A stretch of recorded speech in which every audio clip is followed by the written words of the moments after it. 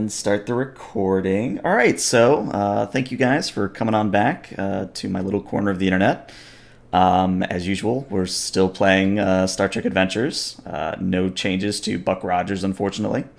As I just told my players, I'd like to reiterate that today is going to be a little bit of a creepy session. If you've watched the Arcadia Psi Shift episode, it's going to be similar style, but at the same time a little bit different.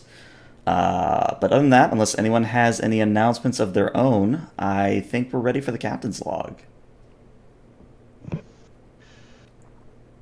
All right. Captain's log, stardate 54850.5. The USS Ophion has completed its protection duty of the newly constructed Deep Space Daedalus, and has once again begun our exploration into the Sabine Expanse. We are currently 3 days' travel from the station at high warp, and with the Romulans no doubt keeping an eye on everything, tensions are running higher on board than I'd like. However, Counselor Jisa assures me that there is nothing abnormal with the situation. Our current destination is a brown dwarf star that myself and Lieutenant Locke hope will shed some light on that mysterious nebula in the safety corridor. With the Takan presence in the system, or in the sector, anything is possible. All right, very good. So we're going to start this session, actually, with all of you in the conference room on Deck 1. However, as you look around at each other, you all come to the realization that A, you're not sure who called this meeting, B, why they did, or C, how you got here in the first place. It's as if there's a gap in all of your memories. You remember doing something, perhaps getting ready for bed, checking in on the distillery, playing cards with Sona, and so on, and then you were here. All of you are dressed as if it were your duty shift. You have on your person whatever happens to be your everyday carrying around equipment. And the conference room seems to be otherwise normal with nothing out of place. All right. I'd like to call this meeting to order. Why are we here? I was about to ask the same question. I'm assuming emotionally I'm just getting a fairly identical feeling of confusion from everyone? I believe so, yes. Have we been here long? Judging by everyone's reactions, I'd say no. Computer, what is the current time? So the computer responds with that kind of error beeping and, I don't want to call it moaning, but it's that elongated beep. So it's not quite a reply from the main computer. It's almost like the computer might be down. I'll walk over to an interface and try to access it. Okay. So you go over to the one of the interfaces in the room and you try to access it, and nothing. Screen remains dark. Murthrin tries his comm badge. Okay. Prague. Murthrin to Prague, do you read me? You get nothing but static. I stand up and check the temperature of my chair to see if it's really warm from body heat, to see if we've been here for a while or not. I would say, why don't you go ahead and roll me just so we can get some momentum going. Roll me a insight plus medicine or insight plus security, because that would seem somewhat appropriate. And it'll be at a difficulty 0. So this is free momentum for you guys. Insight plus what, sorry? Either security or medicine. Okay. And can I pull out my handy-dandy tricorder and just give all of us just a general scan to Sure. see if anything's wrong with us or anything of that nature? All right, let's resolve Locke, and then we'll come to you. So, Locke, you would guess, based on the temperature of the chair, that you've maybe been here for 10 minutes, thereabouts. And you guys also have 1 momentum, just so you know. And then Beckett, as you go to scan everyone, if you would give me also a insight plus medicine or a control plus medicine, I'll let you choose which either. Alrighty. And this will be at a difficulty of 1, I'll say. So Okay. still pretty good for a momentum generator. Out of curiosity, xenobiology as a focus? I'm gonna say no in this case. Okay. All right, so you get another momentum. So yeah, Beckett, you're looking at your tricorder readout, and what you pick up is the fact that all of you seem to have been administered some sort of amnesiac, but otherwise you all seem to be in prime physical form. It's you're not detecting, say, lack of sleep or high stress or, things that would be medical red alarms, so to speak. I look out the window. Are we traveling at warp? You are not. The starfield outside is very static. And actually, Mirthrin, as you look outside, you realize that there's a body floating by outside.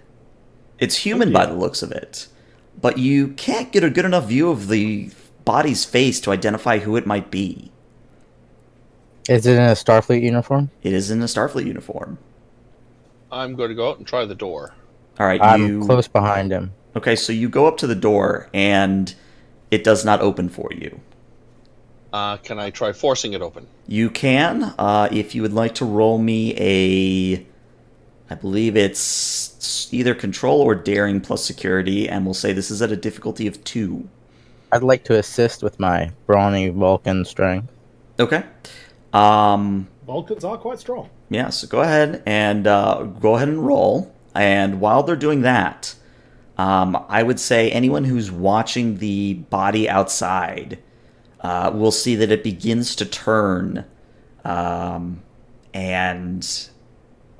I'll save this just in case we have a dramatic moment here. So that's 1 success so far. You said 2? Yeah, we need 1 more success from Panek in order to get the door open. Would team dynamics apply? Sure, why not? All right, you get a momentum. So just as Panek and Skull are able to get the door open, those of you looking outside of the body realize that it has no face. It is just a pure skull. And there's a subtle tapping noise as the body seems to begin bumping against the transparent aluminum repeatedly. Is it a humanoid skull? It is indeed a humanoid skull, yes. Okay, that's weird. If this was zero gravity, it would bump off and drift away. Unless Is it's it caught caught- in our initial dampening field, it might be being pulled against the hull. Captain, we must ascertain whether or not we have control of the ship. Agreed. Do we have phasers? I'll say for sake of argument, yeah, you've got your phasers on you. All right. Everyone will either have a phaser or a tricorder in their hand. Phasers to stun. And stick head out the open doorway. What does the hallway outside look like? So it is a corridor of dimly lit, flickering lights. It appears that the Ophion is at red alert, judging by the slowly pulsating red strips along the wall. You see no signs of the crew, and I'll give this to you for free. Anyone who does a tricorder reading reports the same, that there are no life forms on this deck. However, since you are in the conference room, you're just a stone's throw away from getting to the bridge and possibly some answers. Yes, let's make to the bridge. 1 second, Captain. Yes. While I'm scanning I scanned, there are no life forms on this deck other than us. But all of us seem to have been affected by an amnesiac. Correct. I don't remember doing that, but I think that would kind of be the point. And I don't foresee any reason why any of us would administer it to ourselves. Any indication how long ago the amnesiac was administered? I will check my tricorder again. Say on like how long it's been in our system that we've metabolized it. I'll give this one to you free. This has probably been in your system for maybe about 30 minutes. Captain, I'd say within the last half an hour. Okay.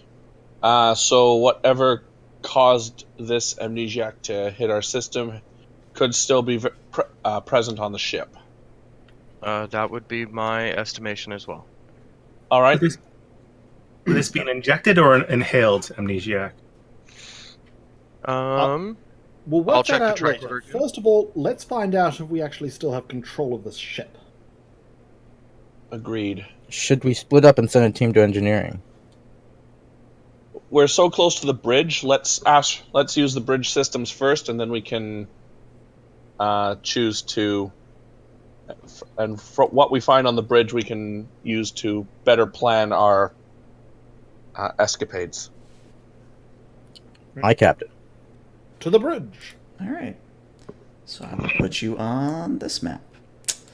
All right. So, you proceed through the corridors that are at red alert. And when you get to the door leading to the bridge, door opens normally, and you're able to all step inside without any issue. Interestingly, the bridge doesn't seem to be at red alert. However, those particularly astute among you will notice that the view screen shows that the Ophion is at warp, which is contradictory to what you just saw out of the conference room windows. Again, everything appears to be in order and otherwise normal, save for the lack of any warm bodies. Any response from the consoles? Yeah, Austin's going to go straight to the auxiliary control and try and access the computer system. Okay. So who all is accessing what station is what's key here? I'm going to try to access my executive officer station and any command codes I have to see if I have access. Okay. Yeah. Resident's going to auxiliary control, just left of tactical. Okay. I'll take helm control to at least attempt to drop the ship out of warp. Okay. I'll go sensors and see if I can scan for any other life signs of bodies. Okay. And I'll go to science, seeing as how you said there were no warm bodies, to see if there is any cold bodies. I gotcha. Let's start with Skull. So Skull, you look at the console, and sure enough, it is flickering, but is active. And according to the con, you're not moving. You're at station keeping. Interesting. I'm just going to, despite what it says, I'm going to manually enter an all-stop command. Okay. Go ahead and roll me a control plus con task. And I'm going to say this will be at a difficulty 2. I have astronavigation as a focus. Does that count here? I'm going to say no. All right.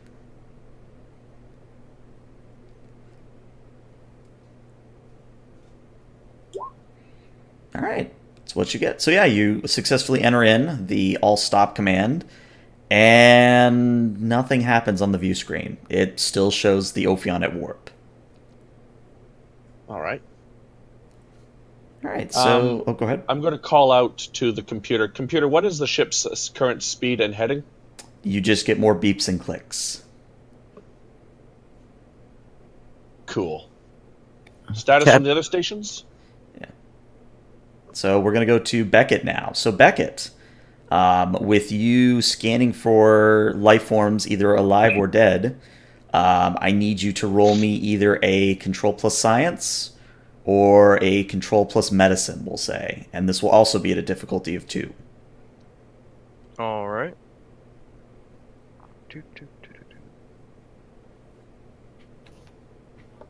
Would a focus in computers help?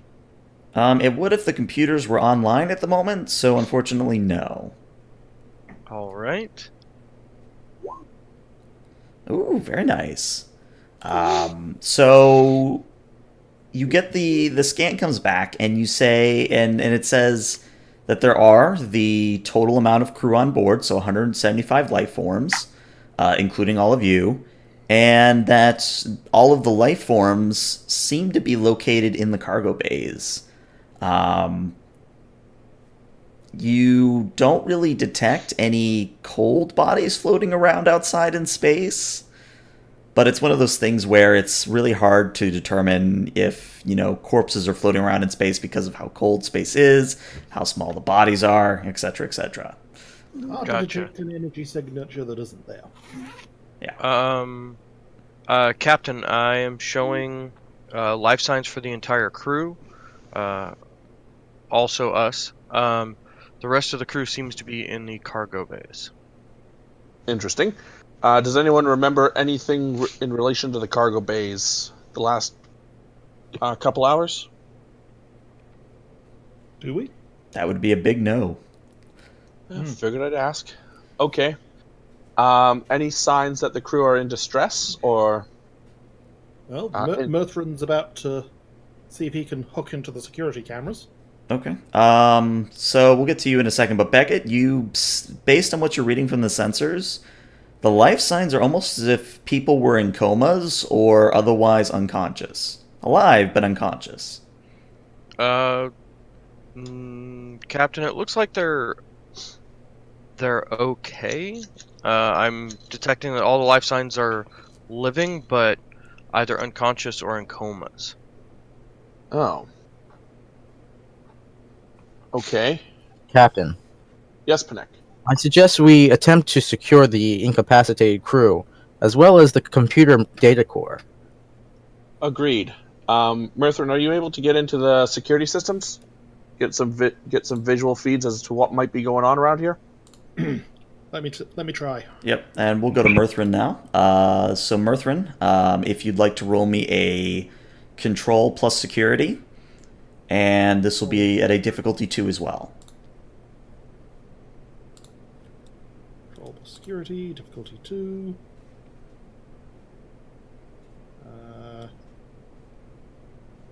Yep. Computers counts. Oh, That would be not a my big day no. today. It looks like you only rolled 1 die here, so go ahead and roll me just another d20.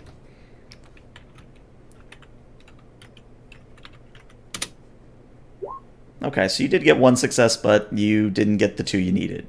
So yeah, Mirthrin, you try to pull up the security feeds, and you get maybe 1 or 2 on deck 1, but aside from that, they all appear to be static or unavailable. Captain, I'm not sure if we're being locked out of the computer itself's offline, but I can barely get anything from these terminals. Okay. Lieutenant Locke, anything from your scanners? And so yeah, Locke, just so we're all on the same page, what is it you might be looking for at this point? I'm actually going to check my tricorder for any messages and Okay. log entries, while also making a note of what's currently happened, in case this is not the first time we're knocked unconscious and lose memories, and or it won't be the last. It's a very good thing to check. Locke, when you go to check your tricorder for any log entries, you see that there is indeed one single entry.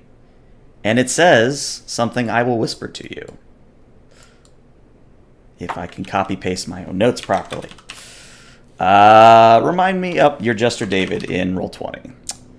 Yes. Alright, it says that.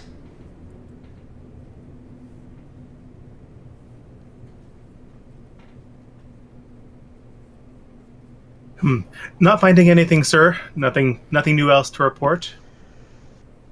Very well. So my recommendation is 2 teams, Mirthrin and Locke. Find out what's going on with our ship's systems and get us some understanding of what's going on.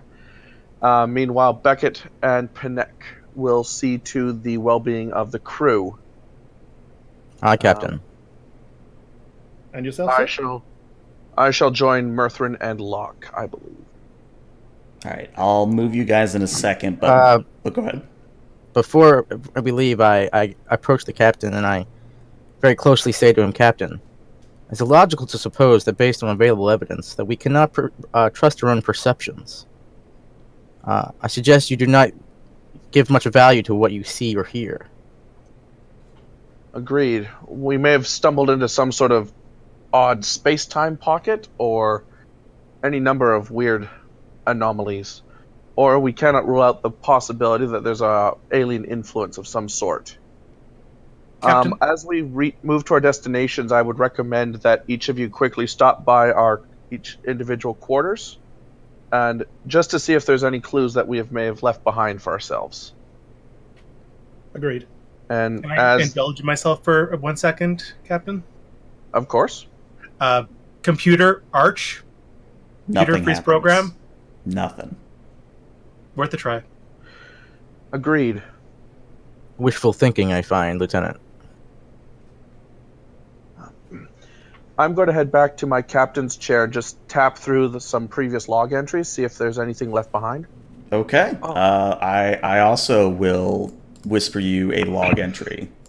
Locke, you genius. I will do the same thing, but in a different vein of computer activate the EMH. So the computer still replies with beeps and clicks. So nothing seems to appear on the bridge. It was worth a try. However, Panek, I did want to ask, are you still going to go back and enter in your command codes and whatnot? Oh, yeah, sure. Okay. So, Panek, when you do, the computer actually comes back to life. And it says, crash recovery has been successful. Main computer now online.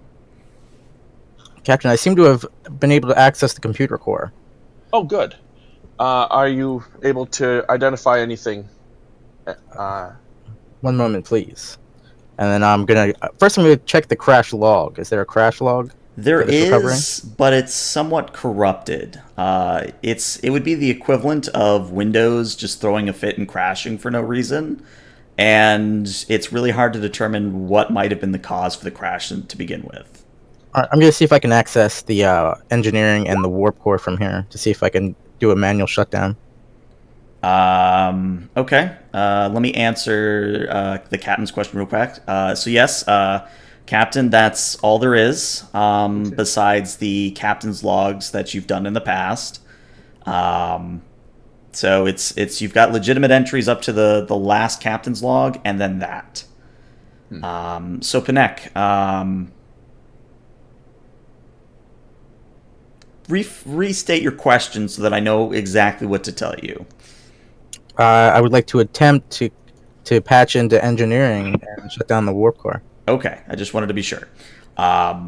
So you go to try and do a remote shutdown of the warp core, and when you do, your readout shows that the warp core is currently consistent with high warp travel.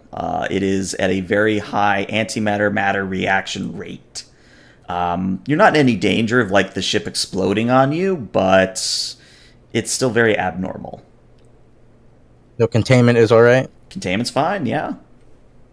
Captain, we seem to be moving at a very high warp factor, and I am unable to cease this operation. Understood. Any sense of our current heading? I don't know, beep boop boop boop. Okay. You seem to be on a random course deeper into the expanse. I cannot determine our current heading, Captain. We seem to be heading farther into the Sabine expanse. Well, Starfleet did want us out here to explore. I just don't think this was their preferred method of it.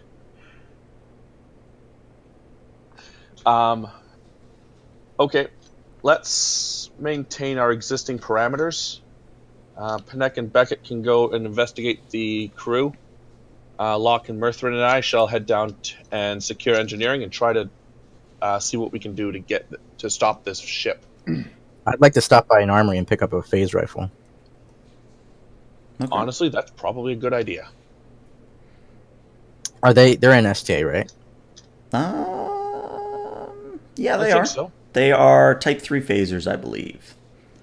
Mhm. Yes, they are. I'm pulling up my own sheet now. So just so you know, if you do choose to pick up a phaser rifle, there is a escalation cost that is involved as well.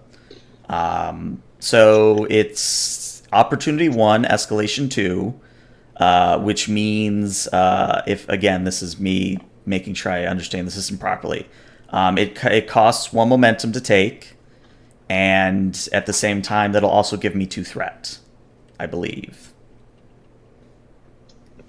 How does that sound to you guys? Is that? I mean, I don't need the phaser rifle, but Probably better to be well armed than not. all right. I mean, given the situation in character, I think we would go fully armed because something's compromised the ship. Also, I'm going to quickly ask each and every one of you to check your recent log entries. I do not believe that is. I will request to deny that order, Captain. May I ask why? We are unable to be sure if we can trust these logs. So far, reality seems curiously between them. Reality seems to shift and change. We are unsure if we're at warp or not at warp. We cannot trust our own inputs. While Panek is saying that to the captain, I'm checking my log entries. Okay. As is Merton. I will whisper each of you something in a moment. So we'll do Beckett first. Let's see. So you're commander. So you're going to get this. And then Mirthrin, you're going to get this. And to which I reply to Panek. Your concerns are definitely valid, Mr. Panek. However, in checking my own entry, I found something weird. Quite frankly, kind of ominous. But can you be sure to trust this entry, Captain? Mirthrin holds up his tricorder and reads aloud, "A human heart beats over 100 times a minute until it is ripped out of the chest." My log entry says, "It is awake, it is hungry, it comes." These seem to be nonsensical entries. Mine says the Borg are attempting to shield us from something much worse. Fascinating. Well, I'm as nonsensical as it possibly is, and any piece of information may be the piece that completes a puzzle. I do have a theory, Captain. Yes, Mirthrin. One thing all these entries have in common? They're trying to scare us. Exactly. Breed paranoia. Something doesn't want us working together. Agreed. Are you able to... I know that your Beta Z abilities are not very... I know you don't... are not as sharp as several, but are you able to sense any other presences on the ship? Am I? I would like you to roll me, and this is something that I wish they would have told us what you're supposed to roll in this case. I believe I'll have you roll a presence plus either command or medicine here. And let's go with command because it's slightly better. okay. And don't have any applicable focuses. 2d20. 2 successes. You get the successes you needed. So obviously, I think at this point, and of course you can feel free to correct me, since you are your own characters. But I would think that even on a subconscious level, I think from everyone on the bridge, except for maybe Panek, because Panek, Vulcan, there's just a budding anxiety that's probably manifested in all of you. But outside of the bridge and in terms of other entities, you get the sense that there is something. And when I say something, I mean it's like an overwhelming or otherwise omnipresent sort of pressure. It's not a tremendous pressure on your mind, but it is almost like someone were to blow on the back of your hand, you would feel that air pressure. And it's something that you're easily able to ignore, but it is still there. if that makes any sense. Yeah. Can't get anything conclusive, but we're definitely not alone, Captain. Understood. Okay. Unless there's anything else we need to do. If there's anything else people need to do up here, then let's get it done. If not, let's arm ourselves and head to our next objectives. Do not travel alone. Always travel with your fellow crewmates. Buddy system. Understood, sir. All right, so I'm just gonna split you guys on the bridge here, so into different teams. So you guys are on the left, you guys are on the right. Just so we have the correct momentum and whatnot, you are picking up phaser rifles, yes, no? I am. Yeah. Murthrin is. All right, I'll be nice and say that you only need to spend the 1 momentum for everyone. So I believe you're now at 2. And yeah, you are able to go to one of the lockers that is nearby the bridge and pick up your own phaser rifles. If it comes up, the phaser rifle has both accurate charge and 4 damage die. And if you need to look at an actual page, it's on page 193 of the PDF. But let's see, who do I want to go first? Panek and Skull, both of you roll me a d20, and whoever is the highest will go first. Whoops, I did a 10. Sorry. I'm used to my other system as a D10 system. Well, I think the captain's going to go first with a natural 20. Thanks, Zinch. Yep. All right. So, if I understand That would what... be a valid explanation. Yeah. If I understand which you guys are splitting off to, so Skull, your team is going to main engineering, yeah? Correct. Although I'm going to suggest that we stop by each one of our quarters en route, just Okay. to see if there's anything that we may have left ourselves. Okay. How are you getting between point A and point B? Are you taking the turbo lifts? Are you using the Jeffries tubes? Are you transporting around? How are you getting there? Given the unreliability of ship's systems, well, I'm traveling with the chief engineer. If he trusts the turbolifts, I'll go with him. We'll use turbolifts. If not, we'll take the Jeffries tubes. Can we be sure that the ship is intact and in one solid piece and not split? I'd hate to be turbo lifted out into space. That is something you could Are we check on a still all console. together? Say again? Are we still all together? Yeah, I would say that before you begin to split off, you would check for multi-vector assault mode, and the computer says you're all in one piece at the moment. Even if the console is functional, we cannot trust its readings. So far, they've proved inaccurate. We must take this on faith.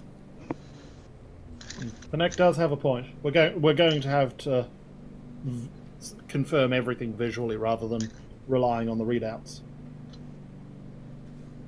Agreed. I'm going to attempt to call the turbo lift. Okay, yeah, turbo lift comes on up, no problem. All right. I'll wait inside for Beckett. Okay.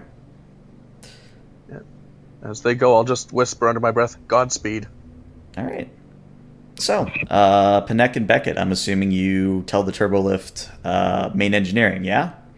Or not main no, engineering, we're going cargo to bay. the cargo hold. Cargo bay, Yeah. yeah. So, door closes, and the turbo lift seems to be moving. You're in the turbo lift for what would be probably about maybe 5 minutes, if that. Whatever the actual transit time between the bridge and the cargo bays would be. And then the door opens. You're still on the bridge. Do we still see the others? As long as they haven't left, yeah. Most curious. All right, Welcome back. That was a Jeffries fast tubes it trip. is. Curious and annoying. And Murthrin goes over to the nearest Jeffries tube as access. Okay. Oh, if only we kept Lieutenant Thomas. So one thing before I deal with the Jeffries tube folks is Panek and Beckett. As you maybe leave the turbo lift, are you going to try again? Do you want to try again, Beckett? Sure. Okay. I'd like. We'll have Beckett roll this. Beckett, roll me a 1d4.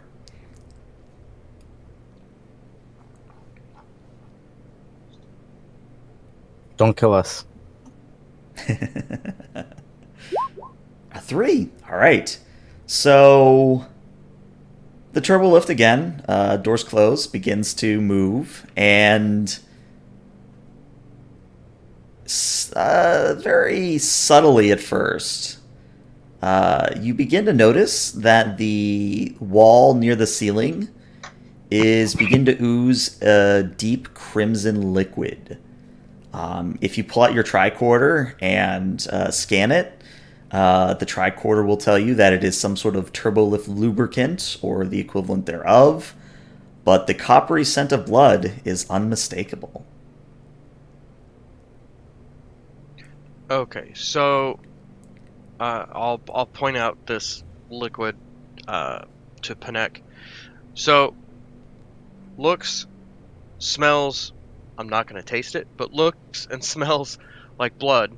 But the tricorder says it is some sort of turbolift lubricant. This is quite illogical, Commander. It seems to confirm my suspicions that we cannot trust our own senses. I suggest you pay no mind to the liquid. And then I kind of go back to staring at the turbolift door. Okay. So we'll say, for sake of argument, you guys do get to the cargo bays, but we'll deal with the other team first, since they're in the Jeffries tube. So you guys in the Jeffries tubes, I will put you guys on this map now. And I have to do a little bit of shuffling since you guys are on different pages here. Ungroup. So Beckett, you're not there. Panek, you're not there. Instead, you two are over here. Well, that just put everyone on the same page. Sorry, one moment. Perils of Roll20 grouping. All right. There we go. All right, everyone should be in where they should be. So Jeffries tubes on the left, turbolift on the right. So those of you in the Jeffries tubes, what is the marching order at the moment? Mithrin should probably be in the front, since he's got the phaser rifle. I can take up the rear, so that way the captain's protected. Okay. Sounds good to me. Works for me. All right. So I do want, Mithrin, I'd like you to roll me a 1d6, please. Yep, just a 1d6. Yep. A 4. That's a 4. Very interesting. So as you guys begin to progress down the Jeffries tubes towards main engineering, there's a very faint sound of a woman crying that seems to be coming from somewhere in front of you guys. However, as you get closer and closer, at least you would imagine so, the sound always remains at the same distance. Mentally, I'm not picking anything up. Nope. Of course, at that distance, it's unlikely I'd pick it up anyway, but... Pull out a tricorder just to see if there is anything obvious up ahead. Okay. So you pull out your tricorder and you do a very basic scan. What you're getting is that the next section of the Jeffries tubes is apparently not there. Shake the tricorder a bit and try again. So you perform the sacred rite of percussive maintenance, as it were. Mm-hmm. You slap the tricorder a few times, and it says that now there is apparently something beyond this section. Something wrong, Captain? Oh, just the day. Just the day. And the ship. And all that's in it. I would like to scan for Panek and Beckett to see if their life signs are distant or not. Okay. I'm going to say this will be a control plus medicine or a control plus science. And I'm going to make the difficulty 3 simply because I don't know if tricorders could do the whole ship. Yeah. They are meant to be short-range things. Yeah. Yeah. We'll keep it at a difficulty 3. Well, I'll see if I get really lucky because I don't want to burn momentum on this. Nope. Nope. Yeah. You unfortunately do not pick up their life signs.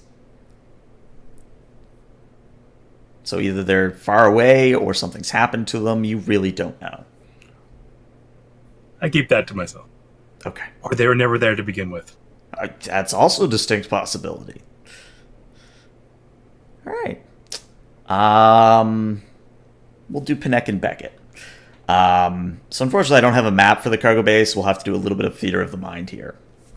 So, when oh, go ahead. Before we get out of the turbo lift, sorry, I just wanted to check the charge on the phaser rifle, make sure that this isn't going to be screwy like everything else on the ship. Seems to be fully charged. Seems to be, yeah. All right. All right. So this time, when the turbolift doors open, you see that you are in, or rather, you are nearby the main cargo bays. And when you go to the cargo bays and the doors open, you see that much like the corridors outside, the cargo bay is barely illuminated. You can just make out the shapes of crates, barrels, and other containers that have been flung haphazardly about as if by some great force. You don't see any signs of any crew, yet your tricorders are reporting you should be seeing a whole lot of people here. I'm going to flip the light up on the phaser rifle. Okay. Does this illuminate anything that I previously couldn't see? You might be maybe some ominous shadows, but no, you don't see anything new. Okay, I'll enter the cargo bay with my rifle at the ready. Okay. Back it up. I'm gonna head over to where the sensors and said the bodies were. So it's one of those things where Beckett, probably with his medical tricorder, would know this a little bit more. Beckett, they are supposedly coating the floor. So, like, as if someone just threw bodies into the cargo bay until there was, like, a layer of bodies in here. Or at least that's what your tricorder is saying should be here. So, Exo, apparently, according to my tricorder, we are walking on the bodies of our crewmen. I wonder if we could be in some sort of phase shift where parts of the ship exists at different times.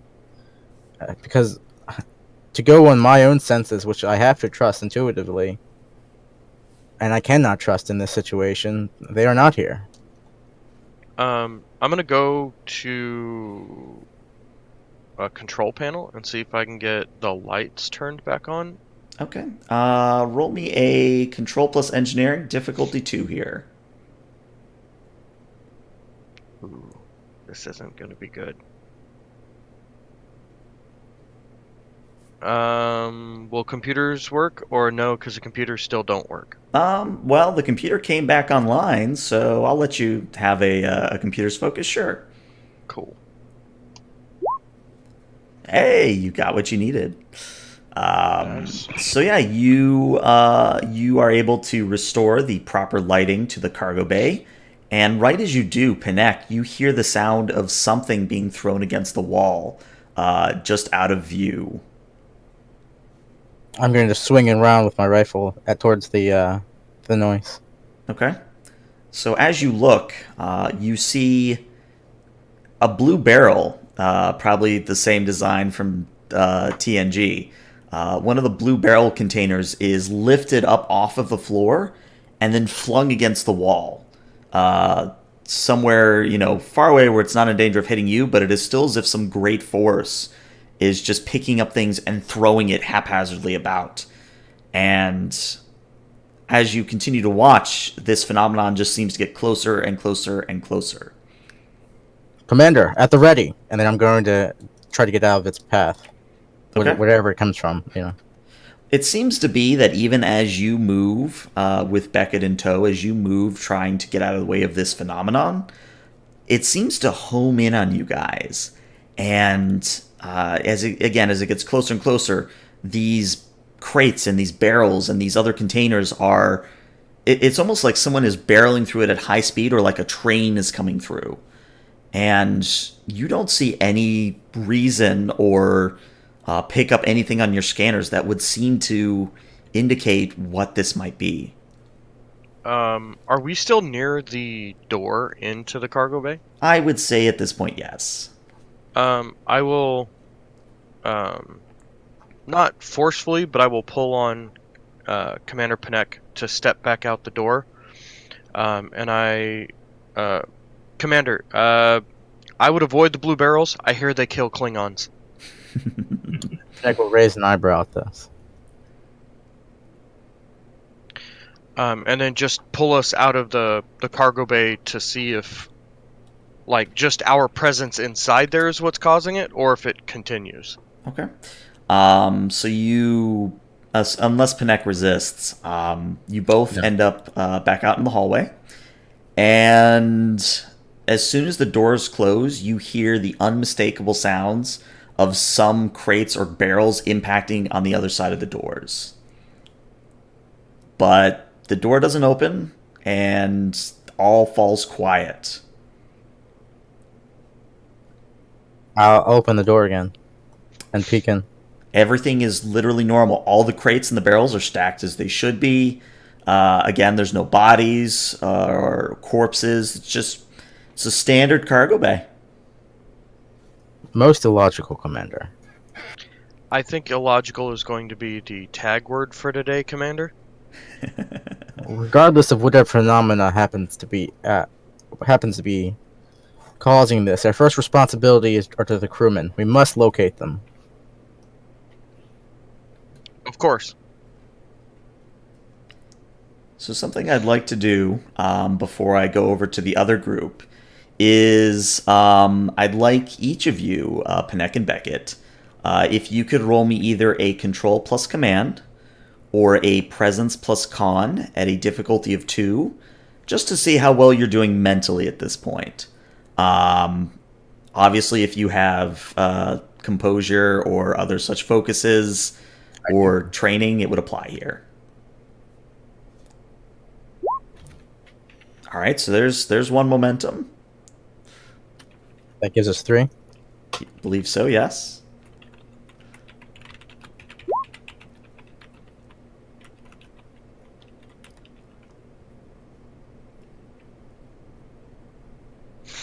For some reason, I lost my character sheet there for a second. You said control and command, correct? Control and command or presence plus con. Yeah, we'll go with control and command. And I know I don't have anything applicable, so... You still succeed, yeah. You guys are doing fine. You've seen the beginnings of some crazy shit, but you're fine. You're keeping your composure in a very stereotypical Starfleet way, as you're not freaking out like some fresh out of the Academy ensign kind of a thing, which is good. All right. So I'm going to cut it over to the other team, and I actually do have a map here. So I will put you guys on this map. Panek isn't here. Beckett isn't here. All right. So when the 3 of you step into main engineering, you see that it is pretty much the same as Murthrin remembers it to be, minus the lack of engineers on duty. Well, almost anyways. All at once, the hairs on the back of your neck, or the species equivalent thereof, stand on end as you begin to hear the low, steady sound of what might be drums. As Anyone in, else like a hearing bass that? drum? Or snare drum, or... I would say kind of like a bass drum. Okay. That's not just me, right? No, I'm No. hearing that too. As am I. Now, the warp core itself, is it currently functioning? Yeah. Like operating at high power? It is indeed, yes. All right. Murthrin's going to start looking around and trying to figure out a way to physically disconnect the warp core as much as possible so that he doesn't kill life support, but he can be absolutely sure that there is no possible way that the ship can still be at warp. All right, so basically the equivalent of an emergency shutdown. Yeah. Okay. So I forget whether ships are capable have like secondary power supplies to support life support if the warp core gets stopped. I gotcha. Plus, you're on the Ophion, and the Ophion being a Prometheus class, you've got 3 extra reactors for such, so you probably would be fine. Murthrin, as you step forward to begin interfacing with the warp core, the drumming gets louder, but you hear it coming from above you. He slowly looks up. All right, so as soon as you look up, you realize that they are attached to the main dilithium chamber. You see a massive 8-chambered heart beating, and it is stuck on the side of the core and kind of has these muscle, blood-like tendons that are connecting it to the core and to the ceiling. Guys?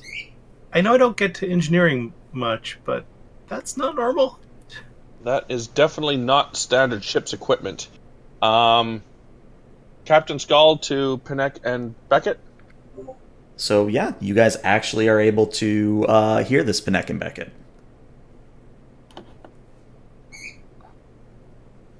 Captain, I will answer for our half of the ship because, or our team, because I think Pinnock had to step away for a second. Okay. fair enough. Yes, Captain. Also, looking at the heart and how it's beating, I'm assuming that's what the drumming sound is. It's the beats of the heart. Yep. We require your presence in engineering.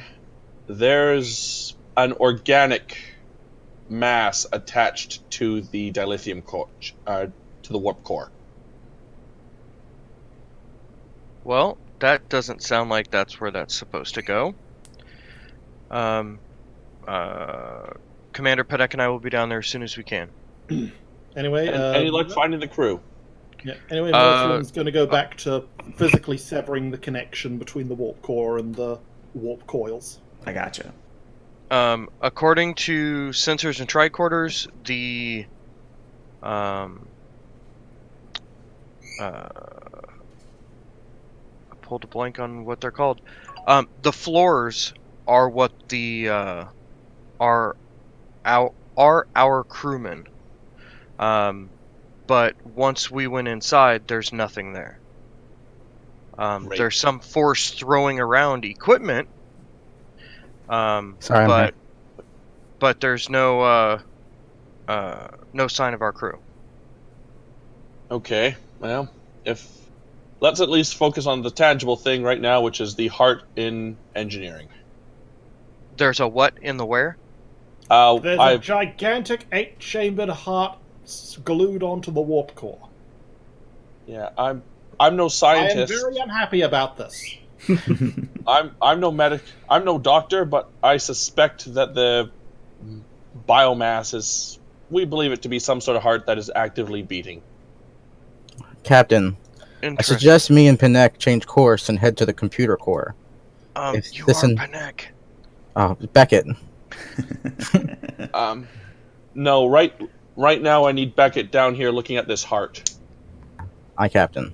If you no, come here to engineering, and then you and a lock can go and try and secure the computer. The computer The core. computer can be a giant brain. I don't know if I could handle that. Who knows? That On is our way, Captain. that is my thinking at this point. If engineering is a giant heart, the turbolifts were covered in a liquid that looked like and smelled like blood. So veins or arteries. Wait, blood? Blood. Okay, yeah. Make your way to main engineering. We'll compare notes. Yes, Captain. All right. I'd hate to see what life support looks like. Just a giant pair of lungs or something. And I'm assuming that the computer core is probably a giant brain. You'd have to go and find out. All right. So to kind of set the scene here now, I do have to do a scene change here because I feel like I forgot to do it before. So lose one momentum. Mirthrin, you are in fact able to shut down the warp core, or at least get it to be not at high warp. But you notice that as you do this process, as you bring the core back down to normal levels, you realize that the heartbeat is directly correlated to how much power is being generated by the warp core. So it starts off with a very, kind of high beat, but as you drop to supposedly sub-warp, it's a very sedate, almost resting heartbeat, if that makes any sense. Yeah. Doesn't look like it's struggling to function or anything, does it? No, And I'm not a medic, but still beating as if it's fine. well, If the ship is alive, should we remove the heart? Isn't that murder? I'm actually inclined to just leave it there. Like the warp core is now at a level where it's physically impossible for the ship to sustain warp speed. So if we're still moving at warp, it's not us. You hope. Have me and Beckett You had to arrived? say it. Yeah, I was gonna say, it's probably about now that Beckett and Panek walk into main engineering. So I just silently point upwards at the heart that's above us. I walk in and my eyes just get really wide and look up and say, well, that's definitely a heart, and immediately start scanning it. Okay. Sir, if it were not for the log entries of the Enterprise, I believe you would have quite the experience trying to explain this to command. At this point, I'm just going to say that we've been taken over by an alien life form. For the moment. So, Captain, just to clarify, you would say we're under heart attack? Oh, you lose 5 momentum. The captain I looks. can't read thoughts, and yet that hurt my brain. Captain, if this analogy were to hold true, while the warp core supplies power to the ship much the same way a heart provides oxygenated blood to the brain, if we are to regain control of the ship, I suggest we do eventually make it to the computer core. Oh, absolutely. Now that we're here, I would recommend that you and Locke head out. You, me, and Locke will head out down to the computer core. If your hypothesis is accurate and there is indeed a brain there, perhaps we might be able to establish a line of communication. Aye, sir, and I'll nod at Locke. Commander, do you recognize the species of the heart? How many species of 8-chamber hearts? Right. So Beckett, I need you to roll me either a control or a insight plus medicine, and this will be at a difficulty of 3, so you might want to spend a momentum. Okay, and will I be able to use xenobiology? I would say yes. I would hope so, being there's a giant ass heart With 8 chambers. It's with gotta be 8 chambers. It's got exactly. I will spend 1 momentum. Okay.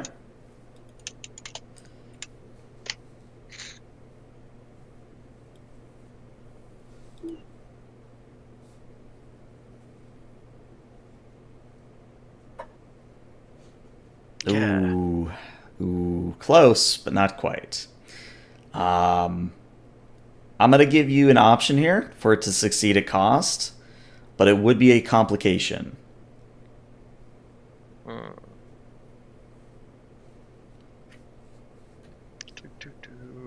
Okay. Gotta take risks. Yeah. We'll go ahead and succeed at cost. Okay. So, Beckett, you are able to identify the heart as belonging to some form of Klingon rodentia, except obviously scaled up to massive size.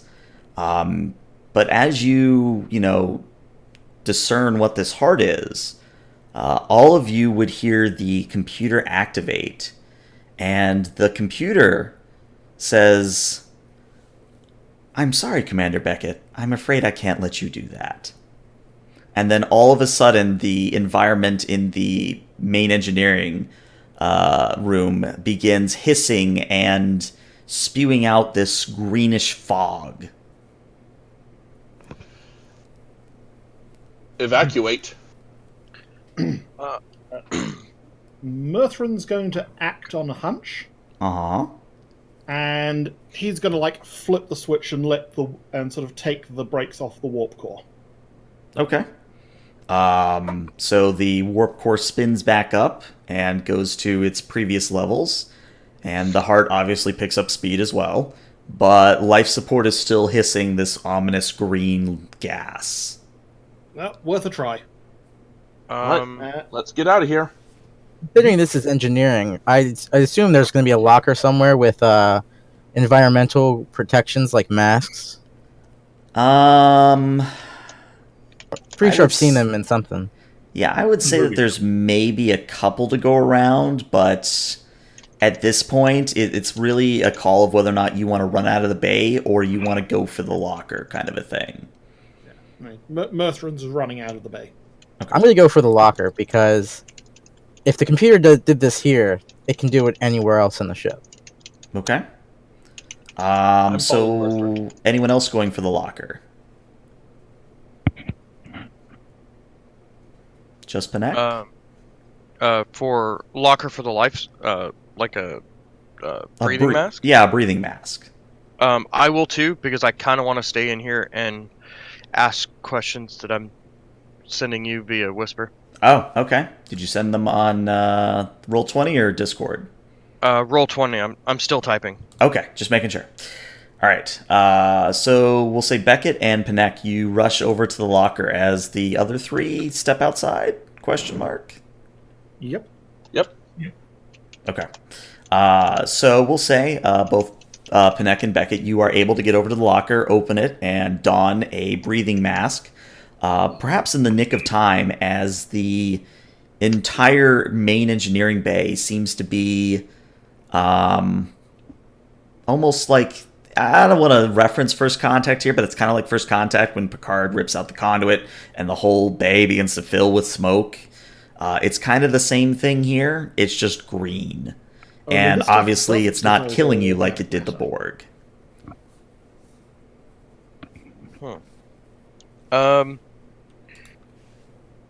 Okay. Well, I did send the whisper. I'm going to continue to scan the heart and also now whatever this green mist that's in the air is.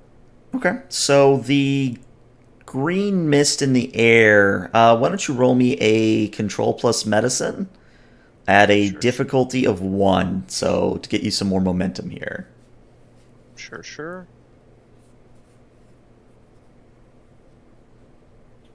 And this is on the mist in the air, you said, yes? Yes.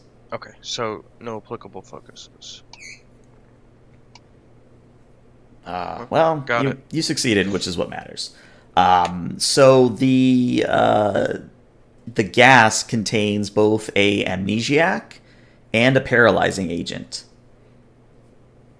I going along with the train of thought from the whisper I sent you, I will exclaim, "Son of a bitch!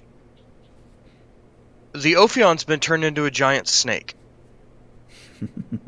A snake, Commander? Like its namesake, it's been turned into a snake. The gas is an amnesiac, as well as a paralytic, and the 8-chambered heart up there, according to my scans, is equivalent to a form of Klingon rodentia that is very snake-like. Well, the amnesiac, that would explain one mystery. Correct. Have the others evacuated the bay yet? Oh yeah, they're out of the bay at this point. All right, I'm gonna calm him and calm the captain. Connect the captain. Captain here. Are you guys all right? We are fine. Commander Beckett has received some unusual readings. It seems the ship has become something analogous to a serpent. Please bear that in mind. I suggest you and the other staff head post-haste to the computer core. I will stay in engineering with Commander Beckett and secure it. Very well. Stay safe. If the threat to your life becomes too great, be sure to evacuate somewhere safe. Aye, Captain. As I start motioning my group to head to the computer core. Mm-hmm. While at the same time, I'm going to just start addressing the open air, since the ship does now appear to be sentient and at least communicate on some level. Mm-hmm. This is Captain Skull addressing the entity that has taken control of the USS Ophion. Are you able to understand and communicate? Silence. Do I feel anything? You still feel that omnipresent pressure, but it hasn't changed in any way. Right. Captain, Yes. may I suggest we head towards the Jeffries tubes again? If the ship has indeed become some sort of living creature, then the hallways and turbo lifts would be its bloodstream, and I don't want it to run into the equivalent of antibodies. That's a very distressing thought, Mr. Locke. Yeah, that sounds good. Let's make that happen. Okay. And please don't mention antibodies again. All right. So before we change scene here, I do want everyone again to do me basically a sanity check. Again, sand loss in the system, best I can tell, is either control plus command or presence plus con at a difficulty of 2, and we'll see what happens. And I need that from everyone. In a Call of Cthulhu game I was in, one of the players fell down the steps to a basement that was haunted and went insane and got claustrophobia. All right, so it looks like just Beckett so far. So Beckett and Locke.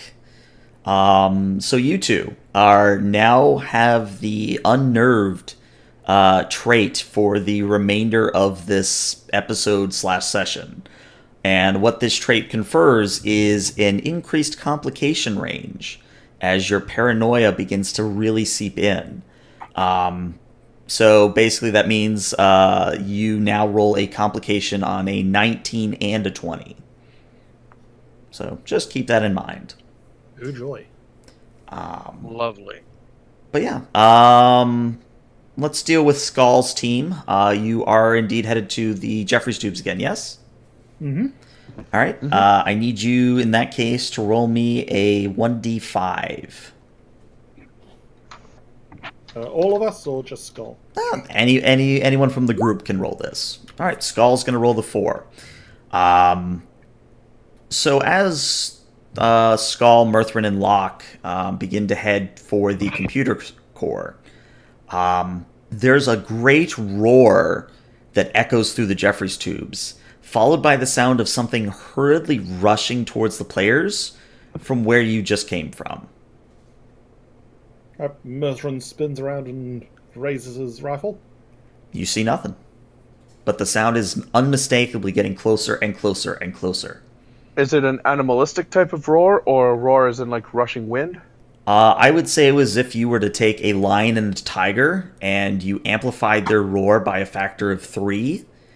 And then it's almost like an elephant charging towards you for the sound of the quote-unquote footsteps on the Jeffries tube. So it's like a tun, tun, tun, tun. And it's just getting closer and closer.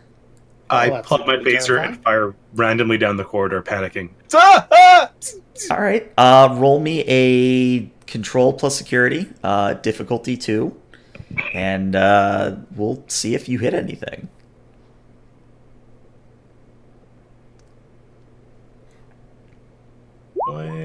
Nope. So you fire your phaser, and the beam just kind of lances out and strikes perhaps one of the walls of the Jeffries tubes, but doesn't seem to have hit anything besides the wall. And it's getting closer, correct? Correct. Right, Mirthrin's going to start trying to pull lock back with them along the Jeffries tubes to the nearest sort of turn off. Okay. So yeah, Obviously following. I was gonna say. It's right behind us. So, kind of to set the scene here, right as it sounds like this thing, whatever it is almost on top of you, Murthrin, you're able to pull Locke out into the next kind of juncture, and Skull follows suit very quickly. And as you maybe shut the doors that would lock the Jeffries tube that you just came from, the sound just stops. And all of a sudden, you guys begin to hear music. It's Not sure which is more terrifying. yeah.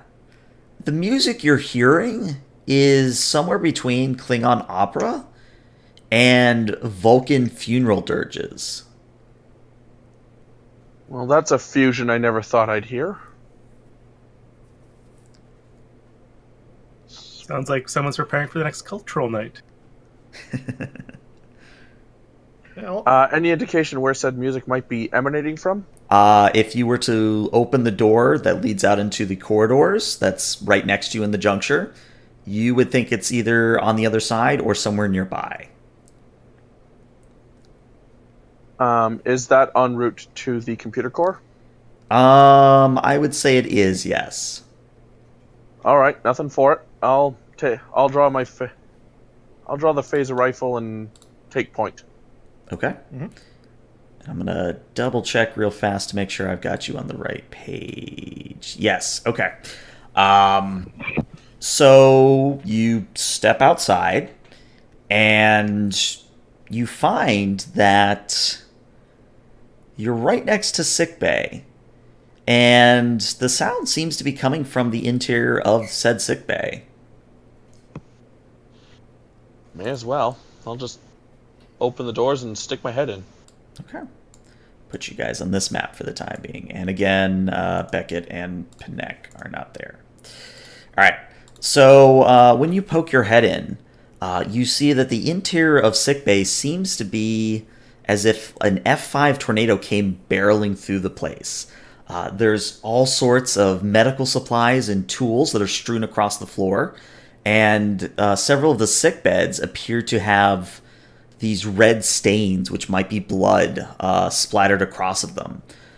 Several of the diagnostic screens have been shattered, and what really gets your attention is the flickering hollow image of the EMH. It seems to be locked in a 3-second loop in the middle of all of the chaos, and it's reeling back with an expression of fear as if it were being attacked by some horrible creature or entity capable of making holograms feel pain and other sensations. Man, Beckett's going to be pissed. Oh, Murtherin's going to step in and see if he can't, do a soft reboot on the EMH. Okay. That would be a daring plus engineering. Difficulty 3. Daring plus engineering. Difficulty 3. Do we have any momentum left? Got one. If you want to use it, go for it. Yep. also buy with the rat. And I do have hollow programming. Yep. Oh. All right. So I'm going to give you an option here. You can succeed at cost, but you can probably guess what'll happen. I'm going to say I just fail. Okay. So yeah, you go over to one of the consoles and try to get the EMH to reset, and it's just not happening. Everything you try and every bit of insight you have into this problem is that something has locked the hollow emitters in place, or not in place, but in this loop. And in order to fix the problem, you would have to do a complete shutdown of the entire deck's hollow emitters, which is doable, but it's not something that this one task would, solve. No. Yeah. The system's completely scrambled. We're going to have to sort of shut everything down and reboot it once we've solved this problem. Very well. Let's continue onward to the computer core. Okay. Before we go, I just want to head over to the storage, whatever, for the medical bay, and see if I can find some sort of cocktail that might counteract the gas. Some sort of like a stimulant. You know, it's a analgesiac, so something like an anti-analgesiac. Yeah, talk. Amnesiac, I got you. That's funny. I was going to ask that when you got back to us, if I could come up with something. I will say, if you want to roll me either a reason or an insight plus medicine, and we'll say it's at a difficulty of 2, I might let you do it. Well, give it a try.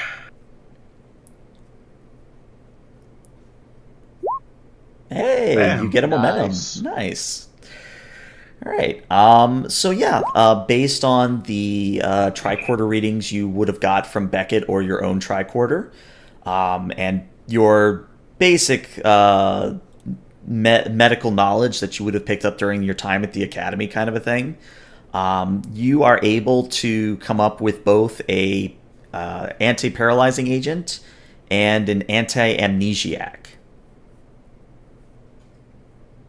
Well, I had to make one of these up a while back on a mission. The Jemadar were flooding a ship with a stovaline gas that was knocking out all our agents. So this might work. A hypo spray.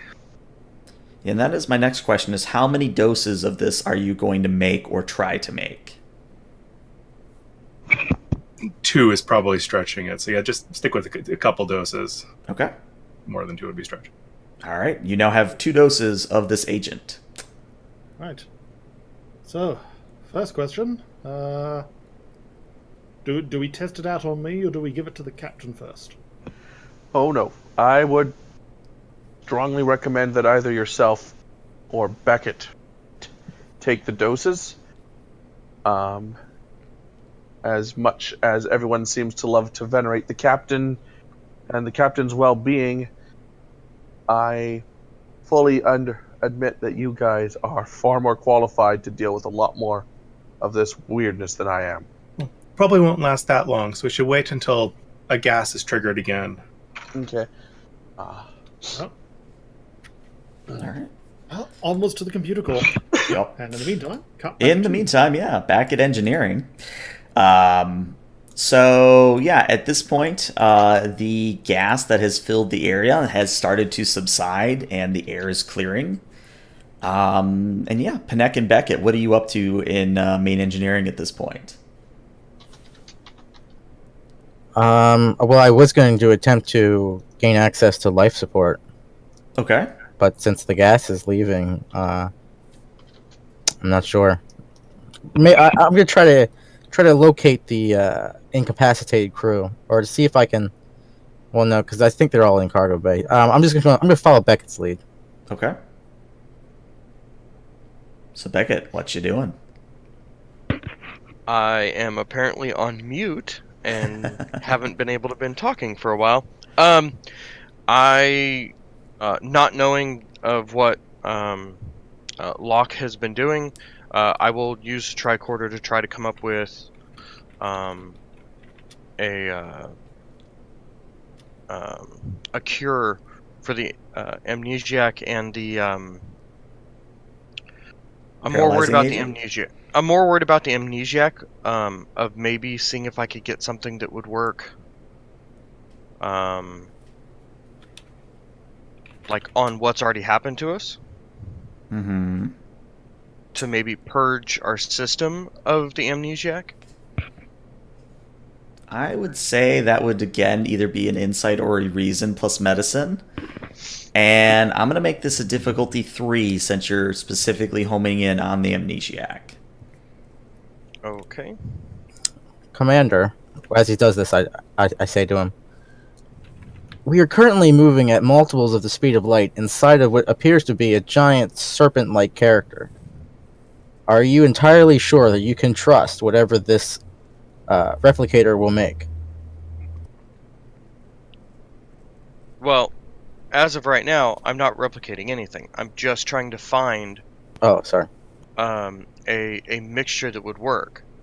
And as a person of medicine and science, I have to trust in myself and my readings and my own findings. If the computer decides from then on to not do what I want, I can't really control the computer. But for now, to save my own sanity and yeah, I need to work on something. Okay. So I will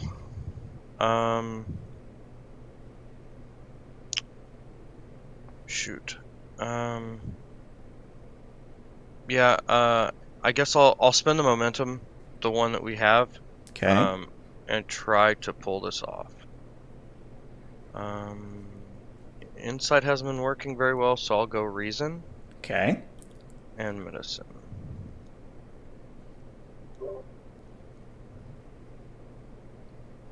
Survey says. That survey says that my dice roller is going slow, and there we go. There you go. You got your 3 successes. So yeah, Beckett, you were able to, based on your extensive medical knowledge and experience, you are able to come up with, on your medical tricorder, come up with a anti-amnesiac, which would work. You just would have to head to sickbay to synthesize it.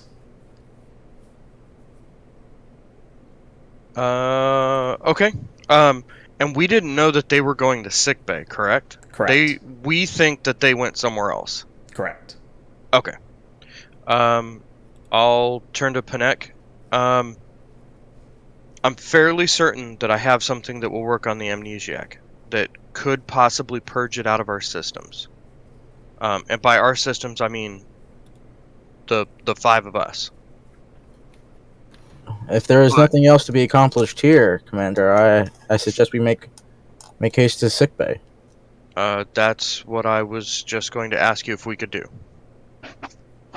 All right. Connect to Captain. Captain Skull here.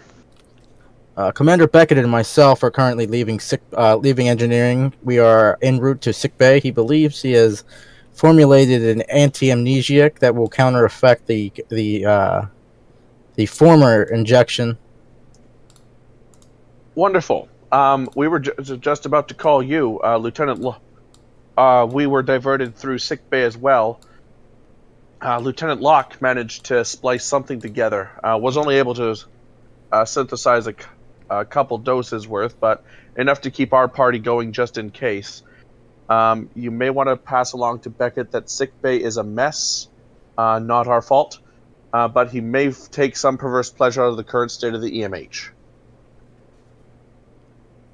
I'll raise my eyebrow while looking at Beckett, and I'll say, "How fortuitous that you were at sickbay. How unfortunate for the commander. We are en route. Connect out." Very well. We're pressing on to the computer core. Captain out. All right. So let's do our break here because we are kind of in between scenes. So be back at we'll do an 8-minute break. So be back here at 4:40. So 7 minutes from now. Alrighty, see you then. BRB. Okay.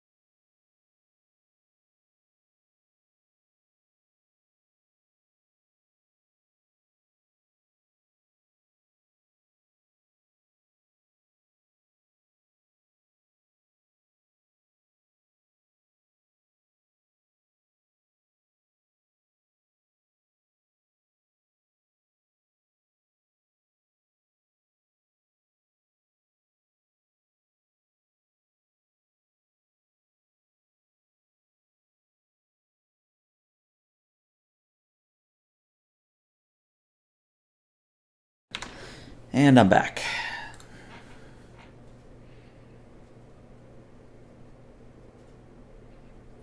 Welcome back. Oh, thank you. Hey, cool. Looks like we got a few people in chat. Hi, chat. How you doing?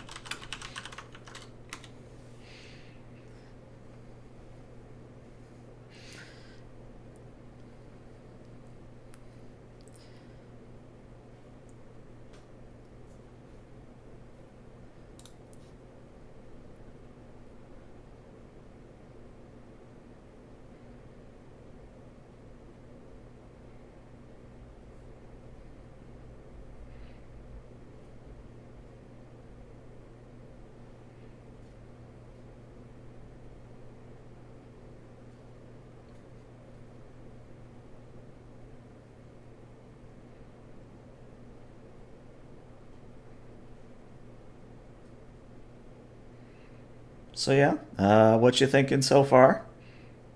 How you liking the session, etc.? It is quite amusing. Loving the theories you guys are coming up with. They're really good. Pnek is trust no one or anything, even what you can see. Logic must assert itself. Trust no one, especially yourself.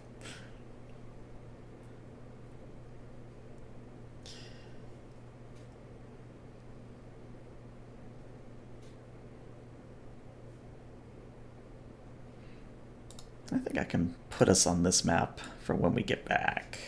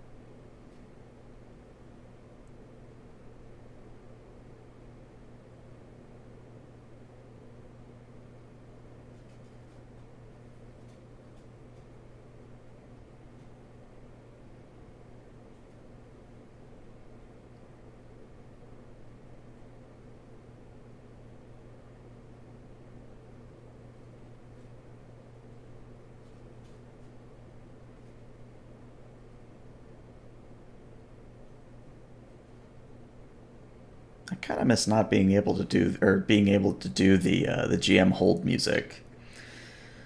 But unfortunately, YouTube and both Twitch as well tag it now for whatever reason.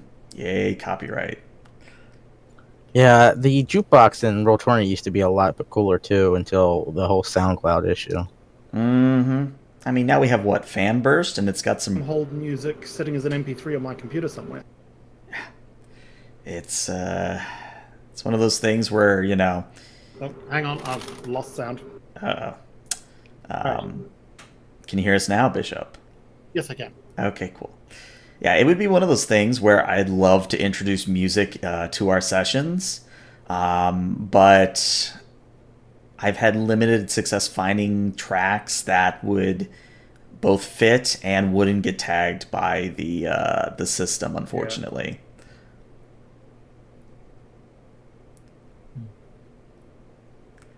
And there isn't a particularly easy way to just stream something from YouTube into Roll20, is there? Not into Roll20. I think I could do it on Discord. I'd have to bring in a bot for that. All right. The Star Trek Outpost podcast uses a lot of Kevin MacLeod royalty-free music for their kind of Star Trek-y interludes and stuff. Kevin MacLeod. All right, remind me of that when we end the session, and I'll go ahead and look that up. See if I can find some stuff. All right. So who's all back this? I've heard Panek. I heard Locke.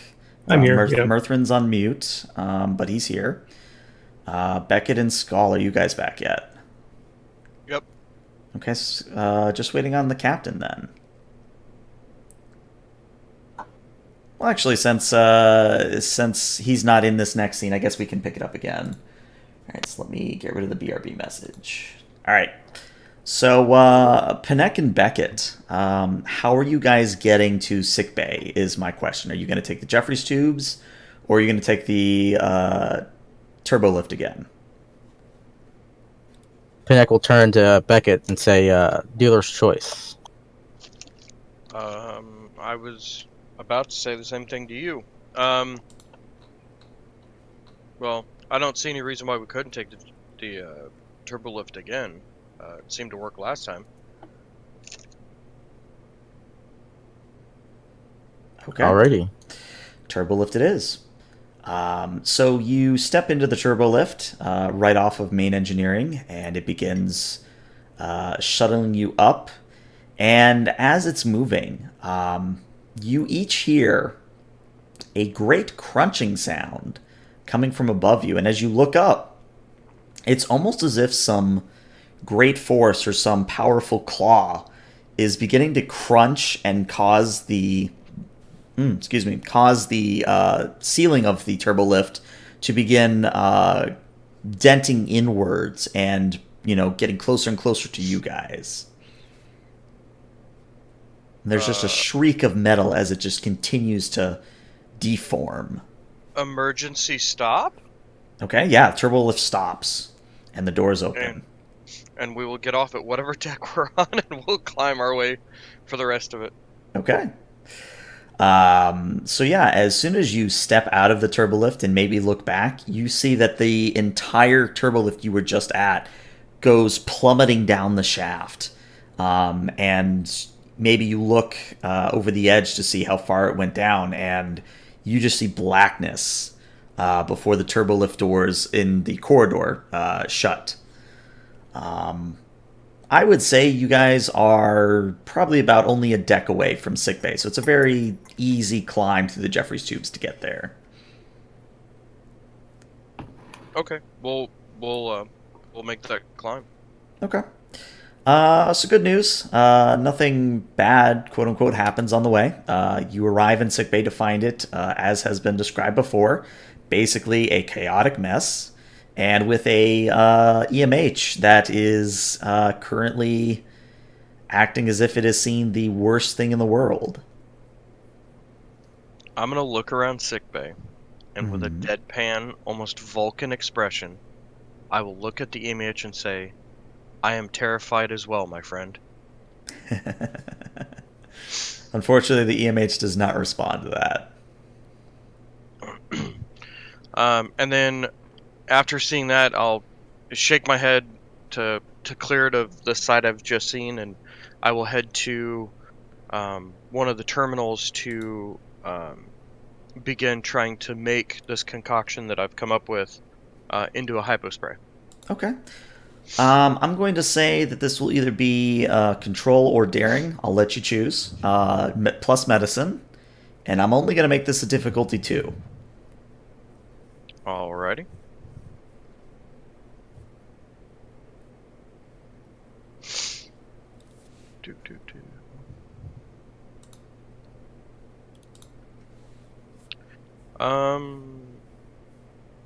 Yeah, no. I don't think xenobiology wouldn't work, nor emergency medicine. No, unfortunately not. Alright. Oh, God. Come on! So, do you have perhaps a determination that you could use, a value? Yes. I do. The value that I think would work well with this is under the worst conditions. Yeah, this would probably be bad conditions. Yeah, so you could re-roll all of those. Okay, I will attempt to do that.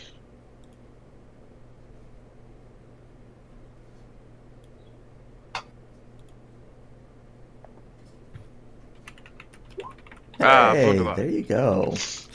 All right, so how many doses are you attempting to make of this? I will attempt to make 5 for the command staff. Or, well, let me rephrase that. At this point, the 5 members of the crew. Okay. I'd like you in that case to roll me 5 challenge die. Alrighty. Do you want me to roll them separate or just roll 5 together? I'll roll all 5 together. Okay. All right, so we got 1 plus effect. Two. All right, so I'm going to say that you are only able to make 4 doses of this compound. And one of the doses, which you'll mark in some way so it won't get mixed in with the others, one of the doses is specifically designed to work with the disciplined Vulcan mind. Okay. Perfect. I will label it with Panek's name. Okay. Or draw pointy ears on it. One of the two. Okay. Whichever you feel is best. Yeah. And then I will. How fortunate you are that Vulcans cannot get offended. This is true. Though I try. I will turn with that one to Panek. This one I think will work best for you because of the way that the Vulcan mind is and how much of a steel trap it is. But I was only able to make 4 out of the 5 vials. So I will attempt to test your concoction, Commander, and see if I can recover any of these memories that have been inhibited. I am glad that you would like to be my pointy-eared guinea pig. Right. And then I will also I will record or save as best I can this concoction. Mm-hmm. And then I will attempt it on myself. So in case it fails, there's some record of what it is. I gotcha. So who's getting injected first, Panek or Beckett? I'll go. Okay. So my question to you, Panek, is specifically because you are a disciplined Vulcan mind, and anytime there is a chemical imbalance, like usually Vulcans, like for example the Ponfar, Vulcans will fall back to try to meditate, and their minds will actively rebel against the sensation. Does your mind, or do you as a character, rebel against whatever this concoction might be doing? I'd actually like to help this concoction. Okay. Remove this amnesiac. I'd like to replicate a couple of candles and situate myself into a meditative stance to see if, when I inject myself with it, if I can't help recover the memories via meditation. Okay, very good call. Since you guys don't have any momentum, why don't you roll me a presence plus command? And we'll call this a difficulty 0, so it's purely momentum generator for you. I guess philosophy or inspiration wouldn't count. I'll give you philosophy, why not? What was the difficulty? It's a difficulty 0, so free momentum, basically. I can't choose 0 on the input value of the dice pool. Dice pool? No, you're still rolling 2 on the dice how pool. many dice you're rolling. Yeah. Oh.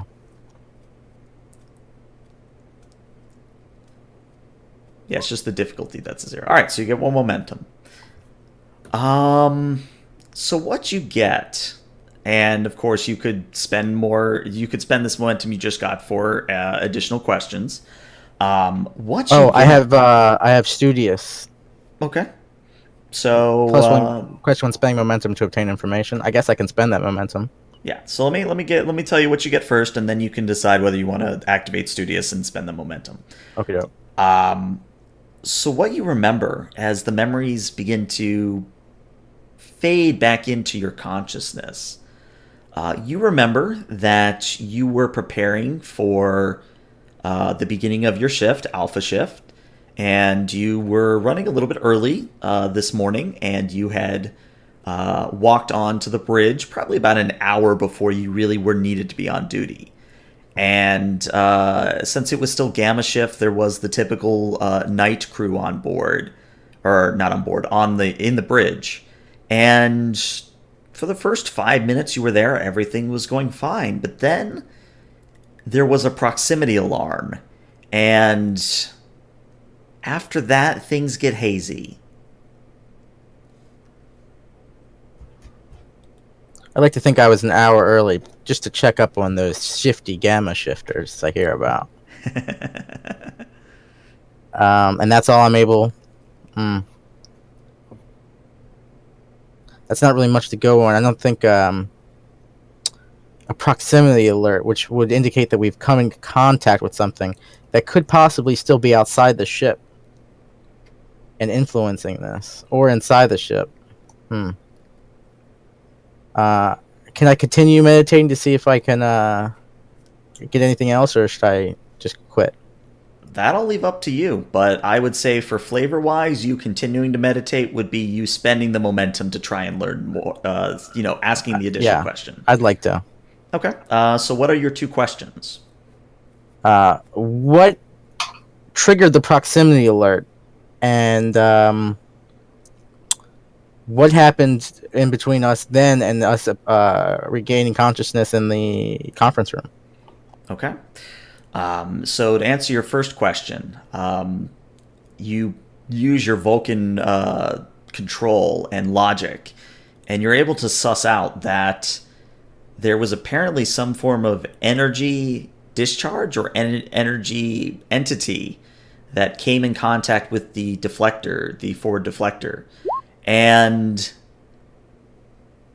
it seemed to be dissipated by the deflector, but then stuff started happening on the ship. Things, fairly innocuous things like replicators going down or lighting becoming inconsistent. Things that would necessitate minor repair crews going out throughout the ship, but nothing that would involve you needing to wake the senior staff just yet. And then for your second question, how do I want to phrase this? Read me back your second question again, just so I have it in mind. What happened in the intervening time between the energy discharge on the deflector and us basically waking up, I guess, at the conference room, kind of coming back into our consciousness? I got you. All right, so you remember that at some point, Panek, I would think either out of cautiousness or simple protocol, you would have gone to make the motions to wake the senior staff. And when you did wake the senior staff, you remember all gathering on the bridge, and you remember beginning to explain that the Ophion came in contact with some form of either entity or discharge, and then something hit you from behind and knocked you unconscious. Like physically? Yes. Oh boy. Alright, then I will pull myself out of the meditation and give a quick intake of breath, and then kind of work, like I'm working at a kink out of my neck, and I'll turn to Commander Beckett. I seem to have more questions and very little answers, Commander. And then I'll slap my comm badge. Connect to Captain. Go ahead. Captain, utilizing Commander Beckett's amnesiac as well as meditation, I've been able to determine that the ship came into contact with an energy discharge that interacted with the deflector. Afterwards, we seem to have been aborted by an entity I'm unable to identify. We were in my process of alerting the senior staff to this proximity alert. I was subdued. Unfortunately, this is all I'm able to determine. Your orders?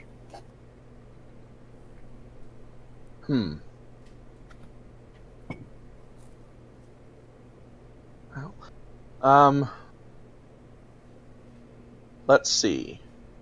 Hold position for the moment. We're almost at the computer core. Once we ascertain the nature of the computer core, we can head out. We can formulate a new plan. If you want to meet us at the computer core, you're more than welcome to do so. Aye, Captain. I believe Commander Beckett would also like to have tested his amnesiac. If all goes well, we may possibly join you. Very well. Pinnock out. All right. So Beckett, having heard and seen all of this, are you going to try your anti-amnesiac? Yes, I will. Okay. So you get the memories of something very similar in nature, but obviously flavored for your own unique circumstances. So for you, you were just getting ready to report to sickbay for your main shift. On time, thereabouts. You were kind of letting Gamma Shift do their own thing. And along the way, you ran into your Cardassian ensign friend, and you exchanged some pleasantries about how the distillery's going and how it's really a boost for morale and things of that nature. And then you were called immediately to sickbay for a medical emergency. And when you arrived, you found that there was no one there and that everything was thrown. So it's pretty much what the sickbay looks like now.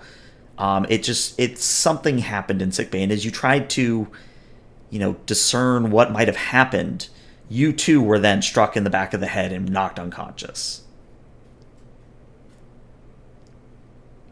Interesting.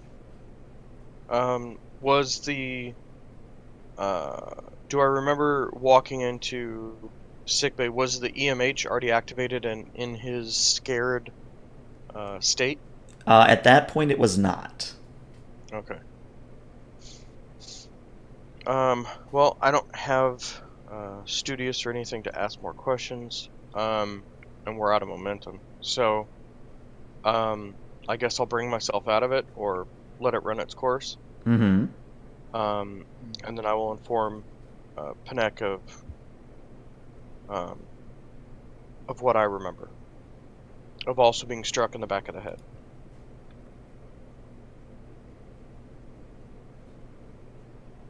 So, there was a medical emergency, and apparently the medical emergency was somebody destroyed my sickbay, and then I was struck in the back of the head.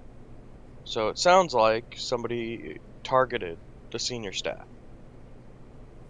Could be a fair assumption, yeah. Such premeditation would imply prior knowledge of the ship's function and status. True. And for an entity to have such knowledge upon first interaction is quite uncommon. This is true. Also, unless this isn't their first interaction with humanoid species like ourselves. I do not think we will find further answers to our questions here, Commander. I suggest we head towards the computer core. I agree. I'll grab those two other hypo sprays that I made, and then I guess we'll head down to the computer core. But same thing. 1 second as I drag all of your tokens onto the page. All right. So, for sake of argument, for Captain Skull, your team, are you still going through the Jeffries tubes? Yes. I don't know. The big bad invisible thing almost got us there last time. The hallways seem relatively safe. Mm-hmm. But then again, our foe seems invisible. But if our foe comes again, I'd prefer to be somewhere where I can move a little bit rather than just wave my butt at him threateningly. I'm all for taking the hallway It unless is a I hear fairly for... threatening butt, Captain. I wasn't aware you were looking, Lieutenant Commander. Well, I was right behind you, so it's hard not to. That is true. I'm all for just taking the corridors, at least until we have to change decks. We'll probably change decks through Jeffrey's tubes, but I'm all for moving through open corridors at the moment. Okay, so I'll put you guys on this map then.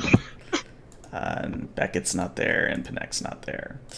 All right, so as you go through the corridors, you just get this almost like an itch in the back of your head, like you're being watched. It's an uncanny feeling. And Mirthrin, since you are Betazoid, it's almost as if you're sensing that omnipresent presence. It seems to be coalescing into something behind you.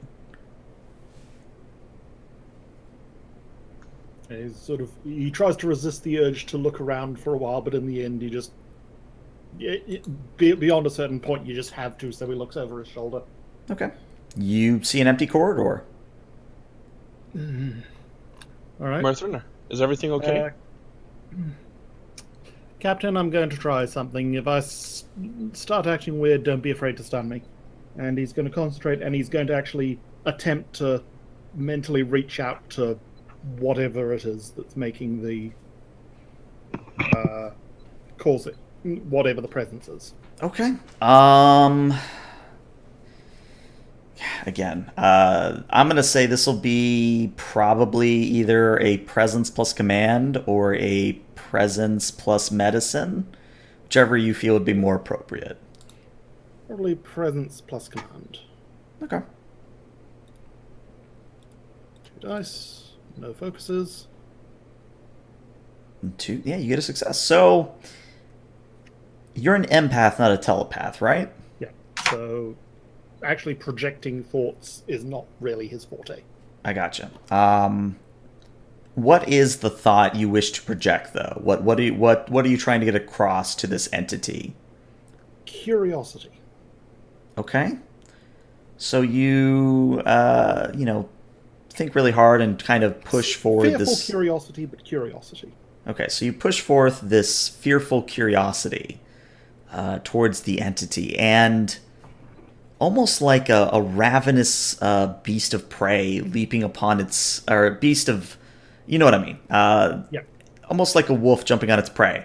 The entity seems to not steal the emotion, but you feel as if part of your energy has been torn away from you and consumed by this entity.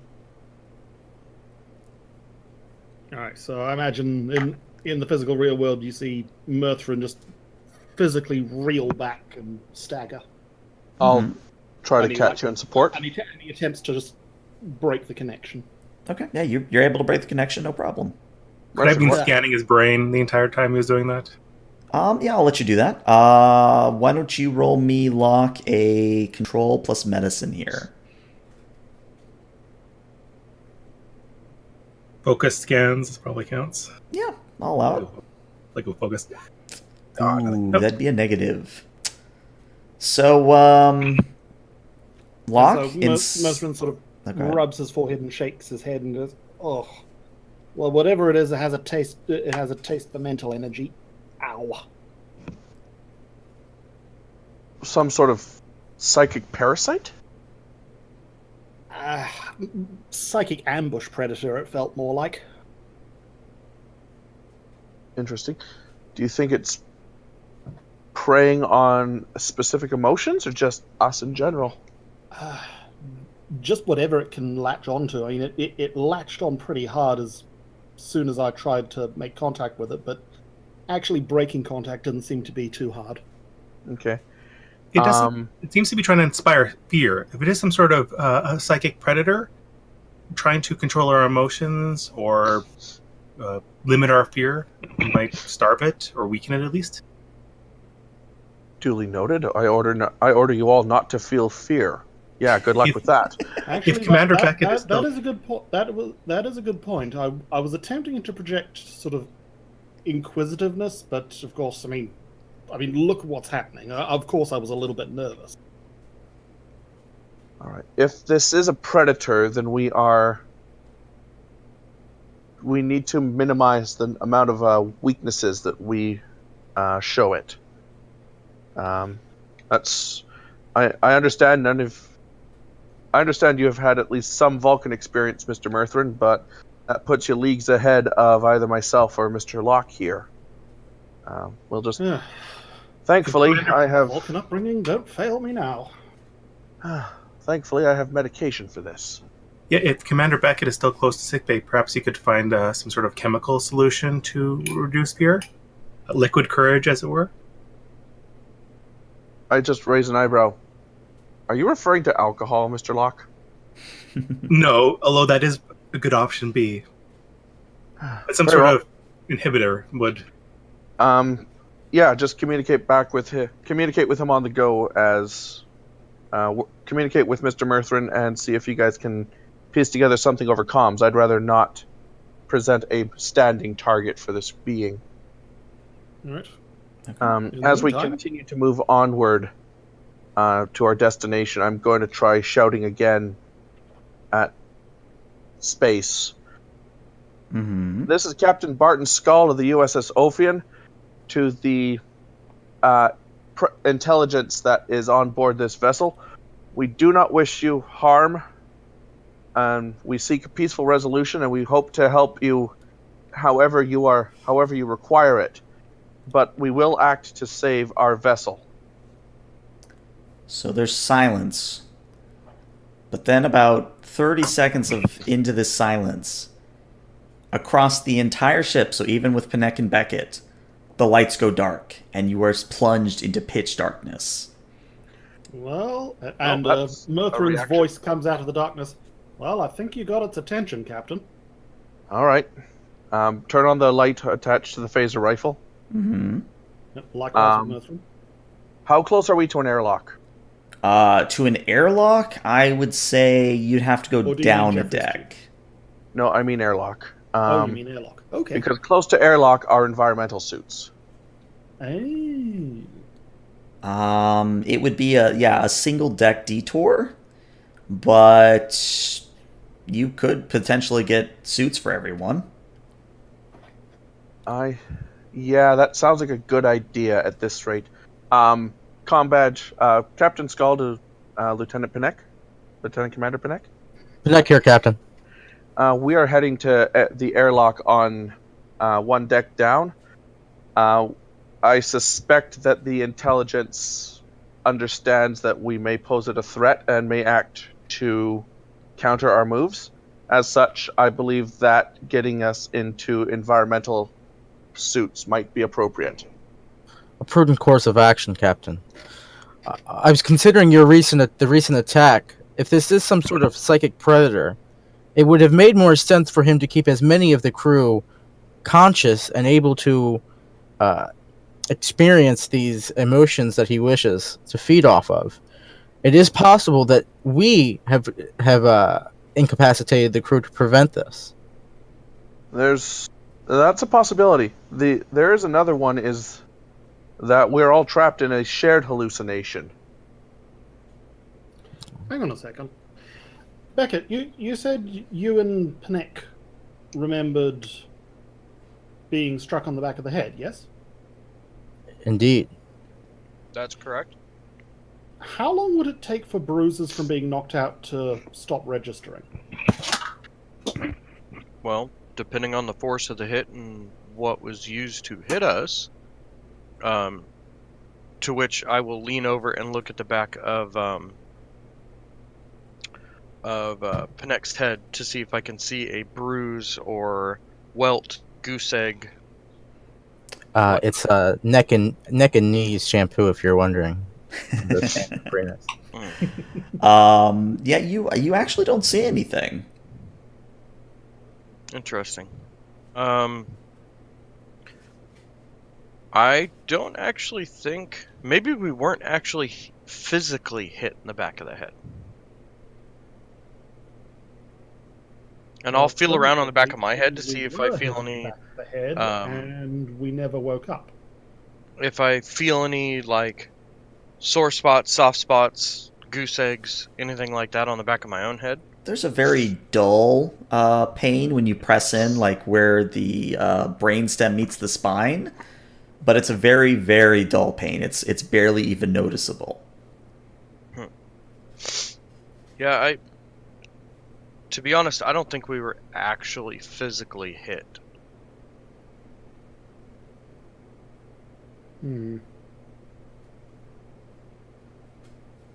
Of course, we still don't know how we ended up in the conference room. If this is a shared illusion, we must still operate under the assumption that this is our current reality until approached with other evidence. And if this is an illusion, there has to be a way to break free of it. You raise a valid point.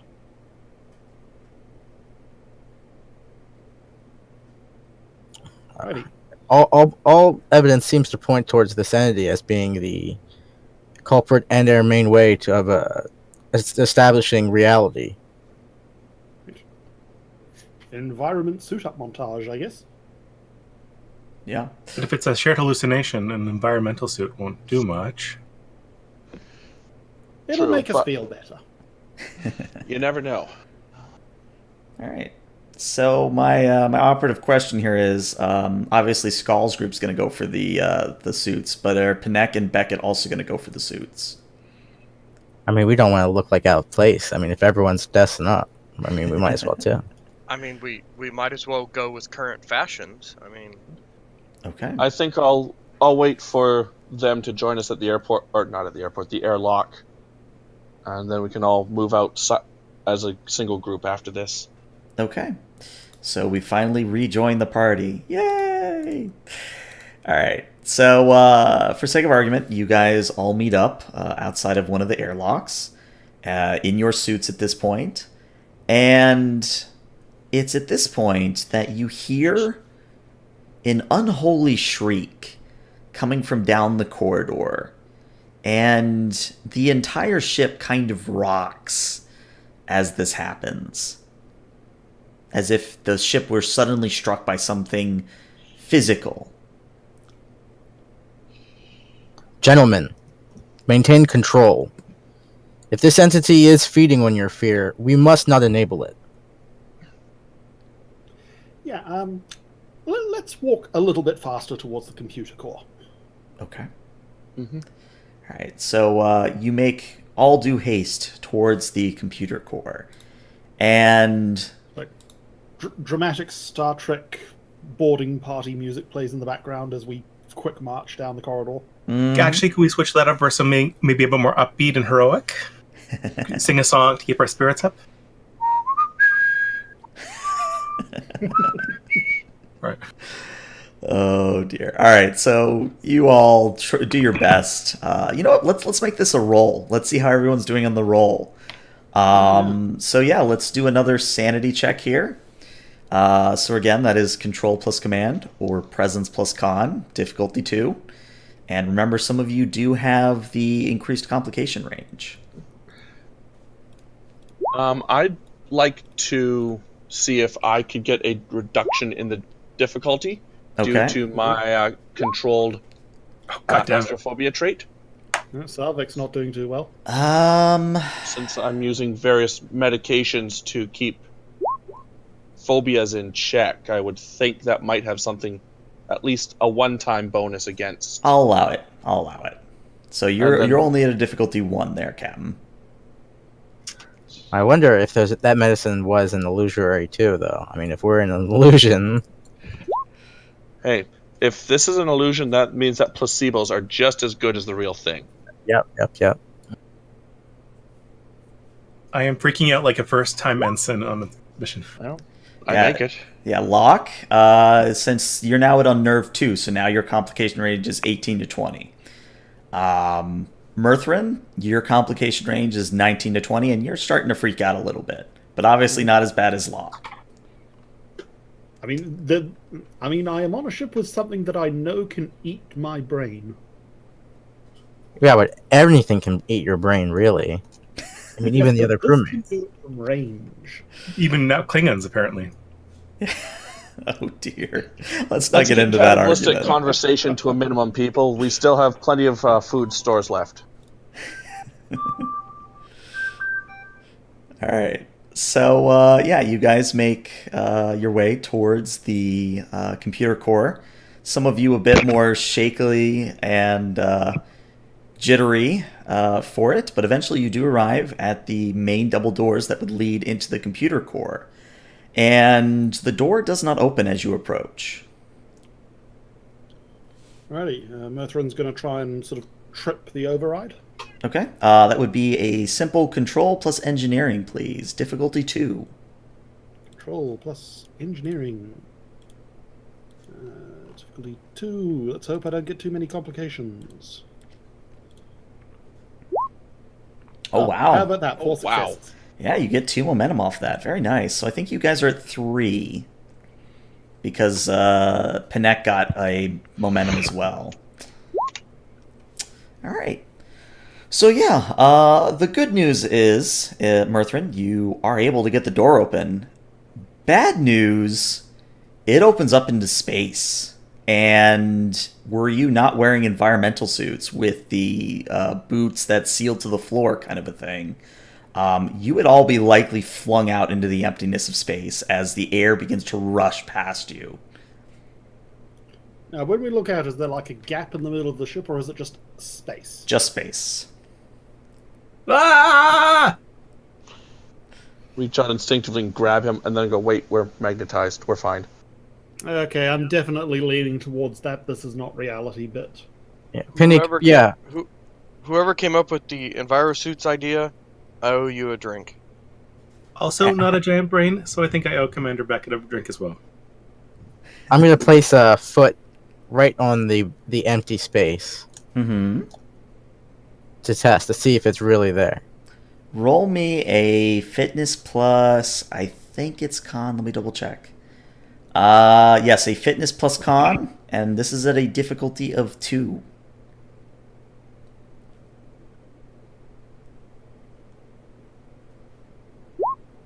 Oh. Oh, All right. Do you want to determination that, or you just want to run with that result? I don't have a determination. Okay. So Panek, you try to step out into the void to see if there's actually a deck there, and your foot begins to plummet, and you begin to reel forward towards this empty space. I'm going to give one person the chance here to quickly try and grab Panek, and doing so would be a daring plus security at a difficulty of 1. But only one of you can do it. Not my best stats. Anybody got better? unlikely. Yeah, I'm looking at What's my security at? 8 plus 3. That's 7 better than plus me. 2 for me. Somebody save me. Daring's my dump stat, so no. I'm not daring. Alright, so what would the roll be if we wanted to push him further? This isn't the mirror universe, okay? You don't get my position. I wasn't aware you were Well, wanting to be probably EXO so badly, Mr. We Beck. opened it, so let's make the roll. Right, so now that we got the laugh out of the way, I guess I will make the roll. Okay. Okay. Let's see what happens. I do have a value, so if I really F this up, I can determination. So daring and security. Mm-hmm. Oh, I had a value that I probably could have been using. How do you can you add them to rolls? So the value is how you use your determination. So if the value would apply, that's how you use the determination. I have one here I came up with called "Events Rarely Follow the Starfleet Training Manual." Huh. I might have allowed it. Keep it in mind, though. The good news is Beckett is quick enough on the draw to reach out and grab the back of Panek and pull him back into safety. And as soon as Panek is safely once again on the ground with his boots magnetized, the door to space just shuts. And as I pull him back and I hear his boots magnetized to the floor, I'll look at him and tell him, I don't want to be Exo that bad. Don't go giving me the job. My appreciation, Commander. So it is at this point, as you kind of all deal with what just happened, behind you in the corridor, a door appears that wasn't there before. And it opens, and inside you see what is a bright white void that seems to stretch about as far as the eye can see. And from inside you hear what sounds like Sona's voice, Lieutenant Sona's voice. It doesn't come all the way through, so you only get bits and snippets of what she might be saying. And what she says is, Captain, don't know if, hear this, Ophion, boarded, unknown entity, crew, but alive, I, open a window, should see, exit now. Good enough for me, says Murthrin, and he walks straight through the door. Okay. And because I was thinking this when you said the bright white light showed up, Beckett says to everybody, normally I tell my patients don't go towards the white light, but I think this might be prudent to go this way. All right. Yeah, I see no cause to second guess the situation. Murthrin is already. Everything else has been a trap. Maybe, but the best way to deal with a trap is to spring it knowing it's a trap. And I'll stride through the opening. Okay. I'll walk through the opening, saying quick on his heels, he's not wrong, you know, and I'll walk through the door. Okay. So I don't think, is anyone really going to stay behind, or are you all going to go through? Locke's going to hesitate for a little bit until he's the last one. And then he's going to, okay, this is probably a bad mistake. And close my eyes and step through. Okay. So I do have to put Sona's token on here. All right. So what happens is you all step through the portal and you blink, and then you realize you're outside of holodeck 1. And Sona is there, along with half of the control circuits strewn about in an attempt to do what might be a hasty jury rig. And when she sees you, Sona just looks about as excited as an android can, so probably about as much as a Vulcan or Panek be. So her eyebrows raise imperceptibly, and you catch the barest twitch of the corner of her mouth. Something like that, yes. But of note, you guys are no longer in environmental suits, and you would hear the entire ship around you filled with all sorts of strange noises and sounds, but not so much that they would be coming towards you or be unable to interact with Sona, if that makes any sense. Miss Sona, report. Yes, Captain. And she looks kind of around at everyone, and then she says, approximately at 0700 this morning, an energy-based entity boarded the Ophion and began playing havoc with the ship's systems. It was decided not to warrant waking the senior staff, but it was enough to get repair crews and science personnel to be moving in certain patterns. Once enough people were segregated into manageable groups, it is my understanding that the entity was able to take control of the ship-wide holo emitters and trapped everyone in their own versions of what you humanoids call hell.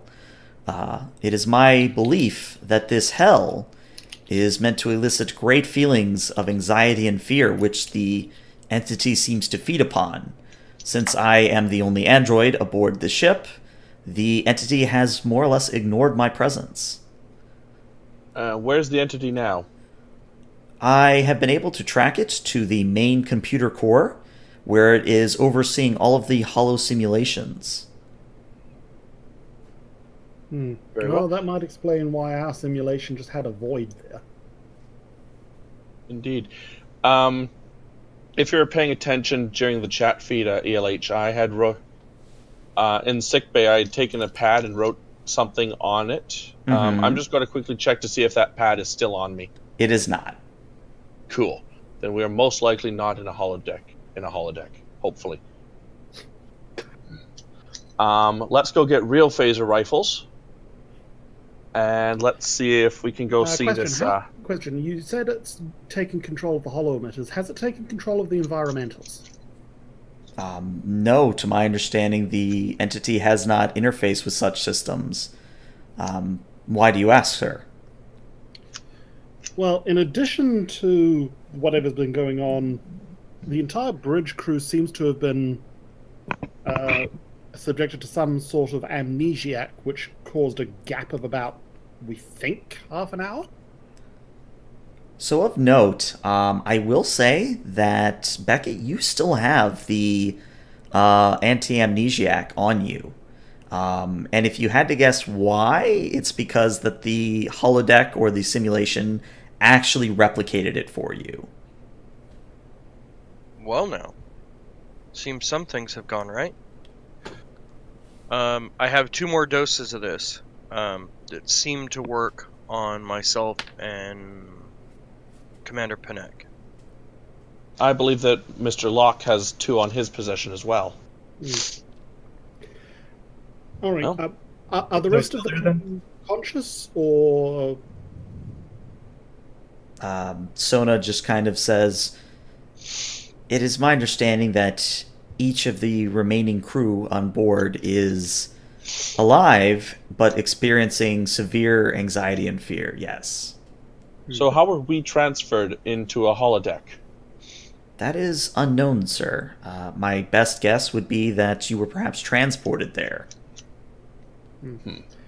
Well, I have an idea.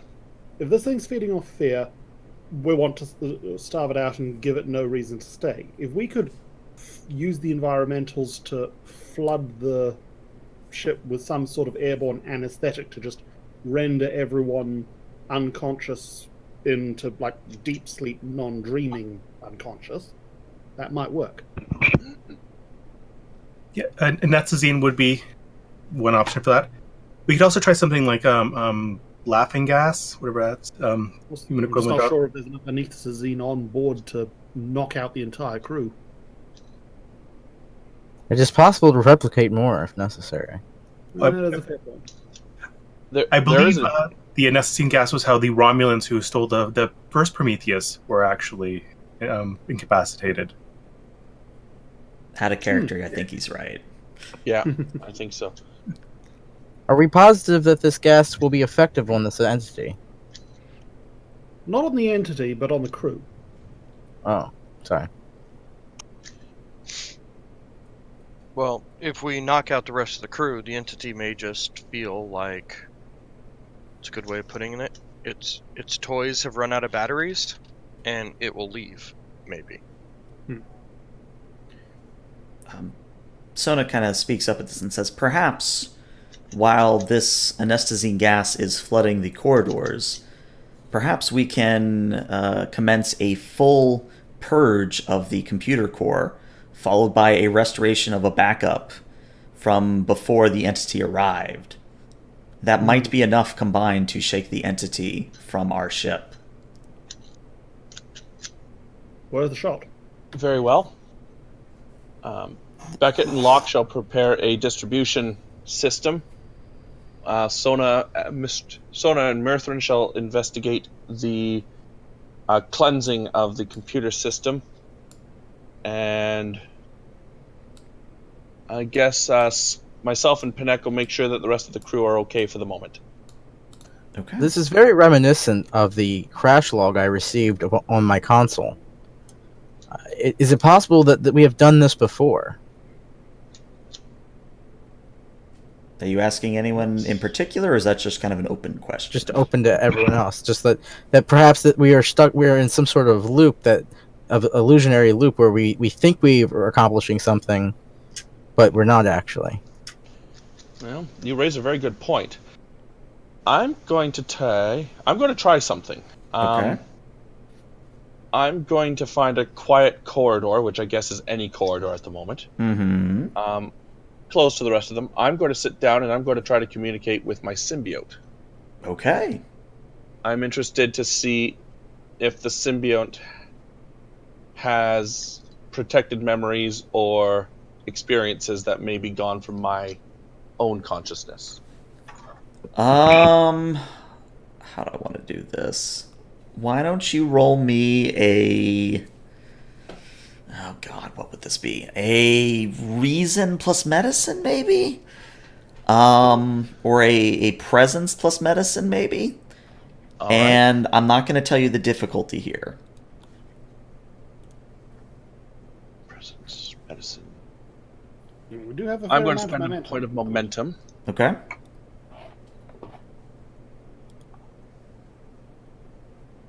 Applicable focus. Nope. Okay, 2 successes. So, you communicate with your symbiote pretty much the same way any other Trill would, and you're not detecting any gaps in the memory of the symbiote. The symbiote also does not have any temporal loops, as has been phrased, or illusionary loops. As far as it's concerned, it's obviously freaking out a little bit because of the past host's fears and whatnot, but you don't really get the sense that you've done this before. All right. I'll just stand myself up and head back to Pinec and say, so the symbiote is relatively certain that we are acting in a linear fashion and there's no loops in play. I suspect the crash report that you had seen on the computer may have been based on a memory of yours during our last disaster preparedness run through. Understood, Captain. I will trust your instincts. That makes one of us. So yeah. My main question at this point, before we possibly split off, is: do you all? You could all accomplish what you're looking for at the computer core, but if you really want to split up, we can do that. If we're all heading to the computer core, then I say we all stick together. Okay. Mostly just doing that both for my sanity's sake and to keep everyone involved. Because it's much easier if you all are together for what's about to come. Plus, we're probably heading in the direction of the climactic part of the session. Exactly. Foreshadowing. And if we anesthetize everyone but the computer core, we can stay awake. We can just exclude that particular area from the gas. Let's make sure that we grab some proper phaser rifles on the way. Okay. Since we've already taken them, we've already accrued the threat, so we may as well keep the counter threat. All right. So, along the way to the computer core, you all pick up some phaser rifles. You get ready for any kind of confrontation. And when you get to the computer core, I actually have a map for this. If I can find you guys, there you are. I shoot Beckett with my rifle to make sure it's real. Yeah, it's real. Left hand. It's real.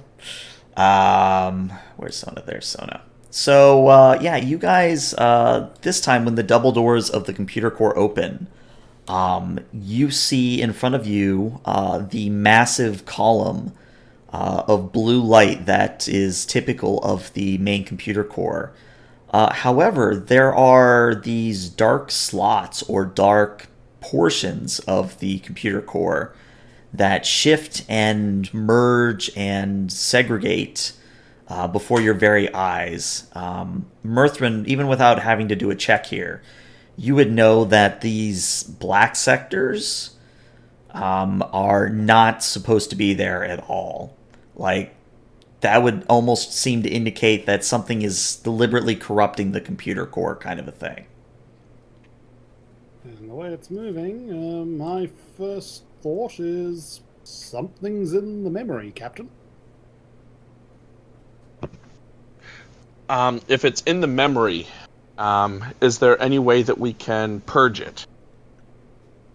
Sort of like we would delete a portion of memory that has been corrupted and reformat that sector? Is the computer core free of hollow emitters? It is, yes. Well, and apart from anything else, and he sort of indicates the way that the black sections are sort of moving and merging and splitting apart.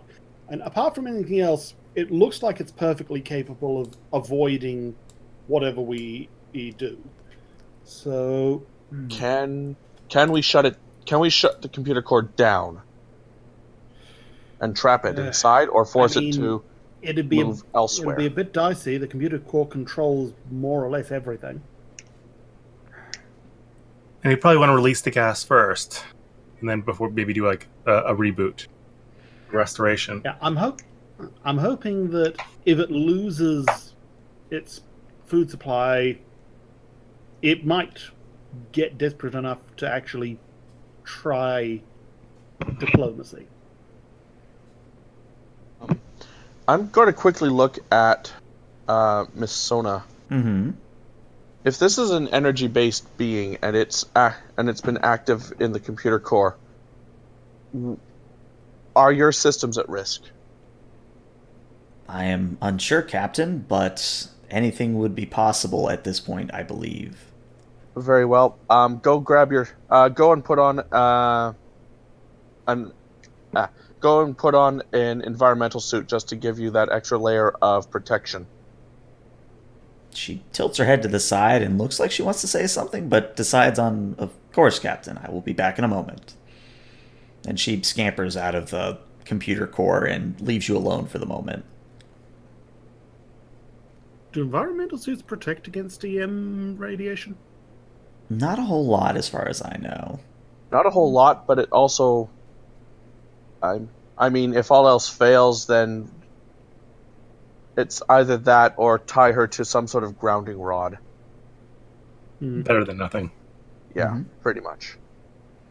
Well, Let's access the computer and see if we can. Yeah, gonna look at the computer, and rather than actually altering anything, he's just going to try and do a diagnostic and like see just try and work out like are the black spots behaving like a living energy organism in the computer? Because I'm assuming they are, but Yeah, I would say this would be an insight plus engineering for you. Or if Locke, if you want to assist on this, you could do insight plus science, because the difficulty here will be 3. I think I will take a momentum for that.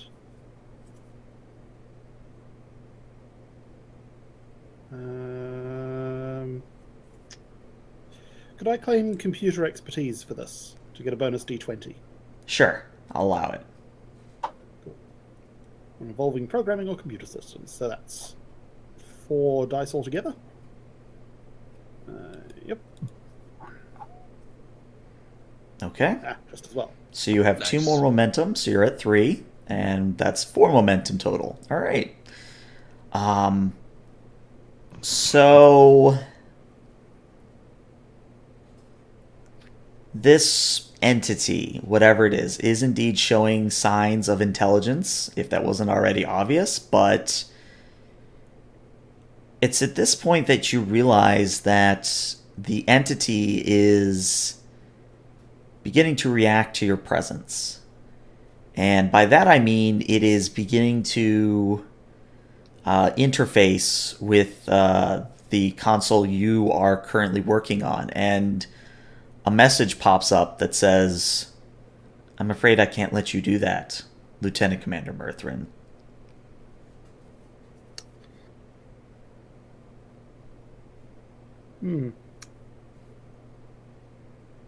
I think Murthrin will type back. You've been reading up on human culture, I see. You don't get a reply. What do you want? Again, nothing.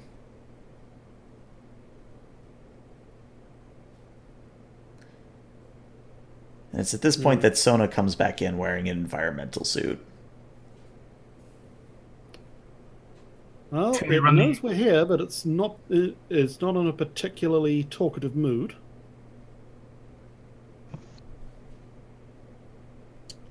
Well, shall we try to starve it out? May as well. It's inside the computer core. Yes. Yes. What if we try to flush the computer core, like erase the cache and buffers, and essentially delete it? I mean, That's- possibly, but I'd like to avoid killing this thing if possible. May I make a recommendation then, sir?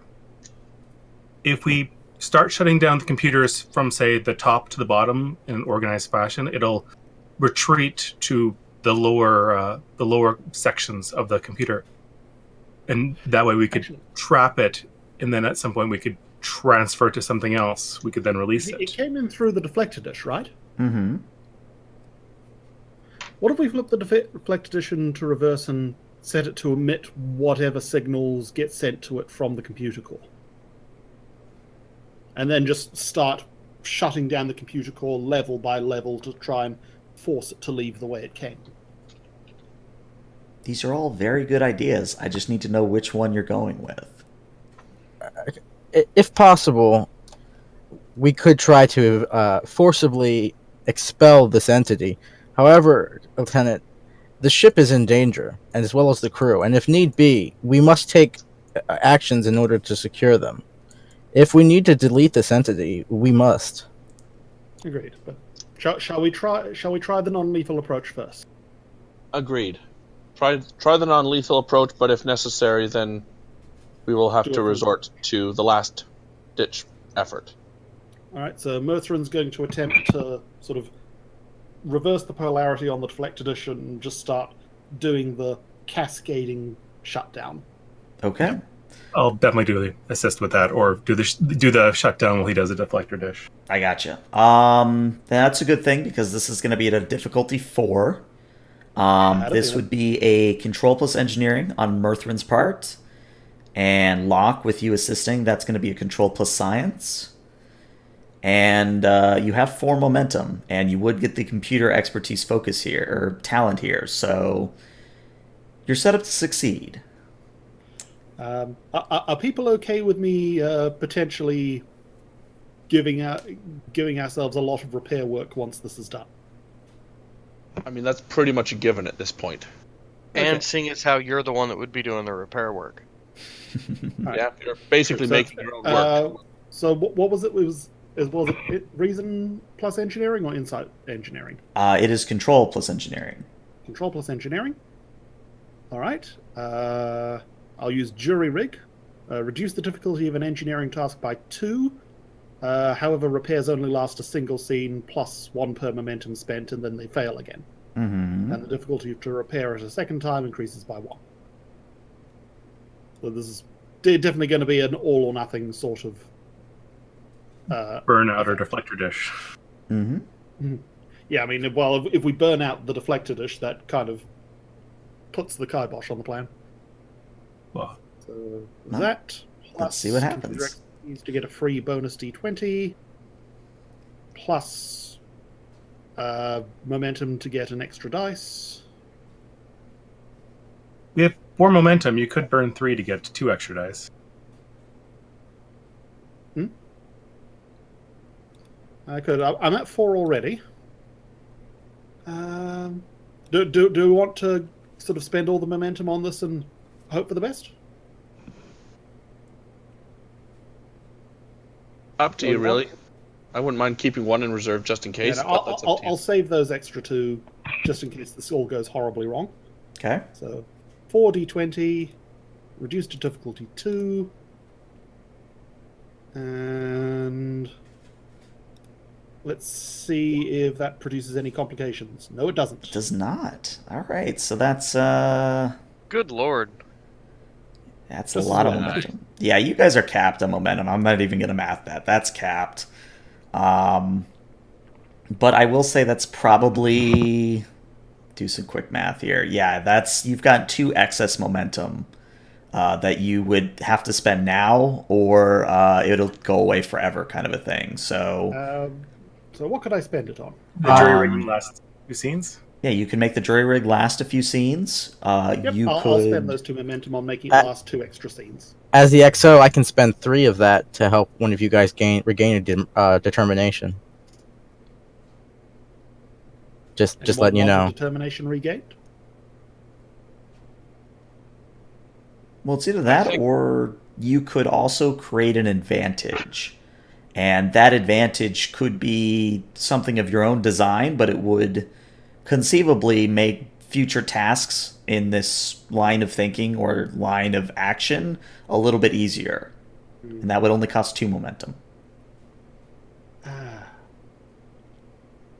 I mean- I'm thinking of like, I'm thinking of like creating an advantage of like leaving behind some trace or whatever that makes it easier for us to work out how to directly communicate with the entity. Okay. Anyone else got any ideas? Sounds good to me. Sounds fine. All right. So that will happen. So again, to describe narratively what happens. So you begin having the deflector emit this reverse polarity pulse. And at the same time, with Locke assisting you, you begin shutting down the computer core layer by layer by layer. And as you do, the console you're working on begins to flash with messages. And they become more and more frantic and less coherent the more of the core you shut off. If you haven't already gotten the feeling, it's kind of like when HAL is being shut down. But it hasn't gotten so far that it started to sing Daisy, if that makes any sense. I'd say this task in particular will get you halfway through the computer core. If you want to get rid of the rest of the computer core and then, do a restore from a backup, that would be another difficulty 4 task.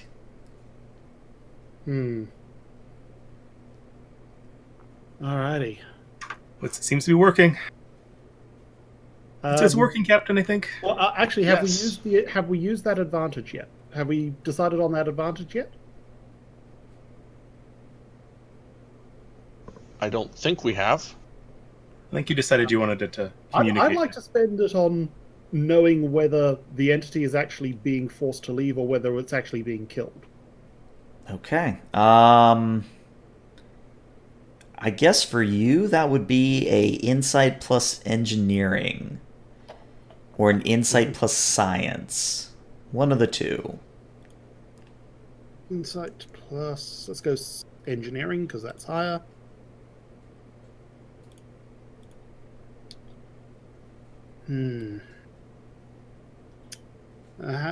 Oh, we're maxed out on momentum, so I may as well spend an extra momentum to get 3. Okay. Because I would like to not increase my score of killing off everything we run into.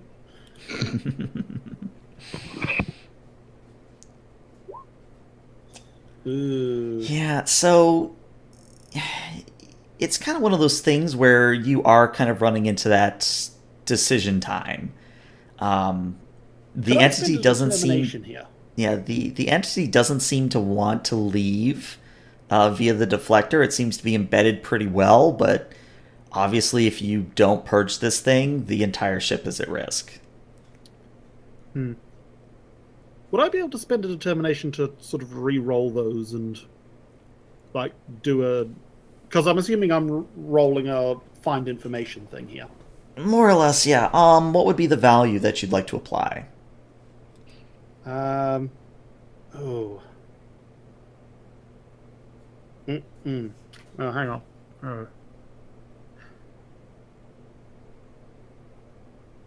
Oh, would that apply?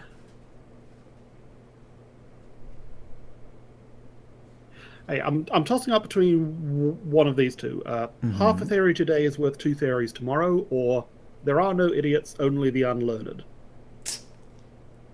I would say the first one might fit, but it'd be a bit of a stretch. Be a bit of a stretch.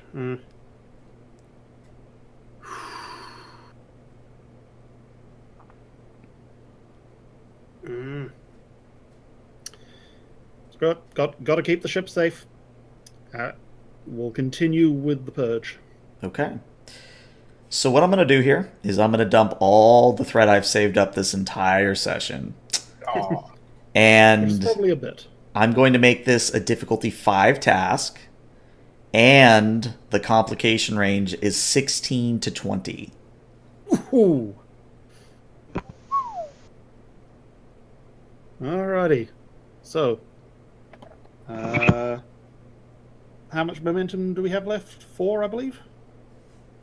Yeah, because you just spent 1, so you're at 4. Yeah. Well, fortunately, I do have a determination I can definitely spend if this fails. You could also use the determination to get 2 free successes. Just remember, you have to declare that before the roll. True. Well, I'll do that then. Okay? And I'll be using, if at first you don't succeed, use a bigger spanner. Okay, I'll allow it. Right, so not sure how you do that. We'll just roll. I'll one just less keep it in die mind. And, yeah. So, control plus engineering. Mm-hmm. Control plus engineering. And Locke, you can again assist with control plus science. I'll do the extra die for computer expertise. Reduce the difficulty by 2 from jury rig again. So that's a difficulty 3 task now. Spend an extra momentum to get a 4th dice. Have that immediately set to 2 successes, so only rolling 3 dice here. Mm-hmm. Can I cheerlead them on with command?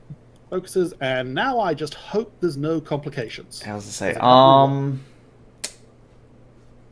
well, it looks like actually you don't need to cheer them on with command, because that's a grand total of 4 successes. I'll cheer them anyway because they're great crew. That they are, number one. That they are.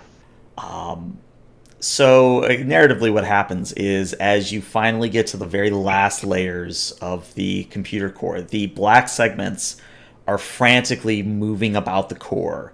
And you get down to the very last level. And right before you complete the purge of the system, the entity causes an unholy shriek, very similar to one you heard before, to emanate through every single speaker on the ship. And then the entire computer core goes dark, and the purge is complete. Was there any sign of something emitting through the deflector dish? Unfortunately, there was not. let's restart it in safe mode and do a restore. Okay. So So just quickly look over to Sona. Sona, what's your status? I am perfectly fine, Captain. Very well. You can. I think it's safe for you to take off the environmental suit. Of course, sir.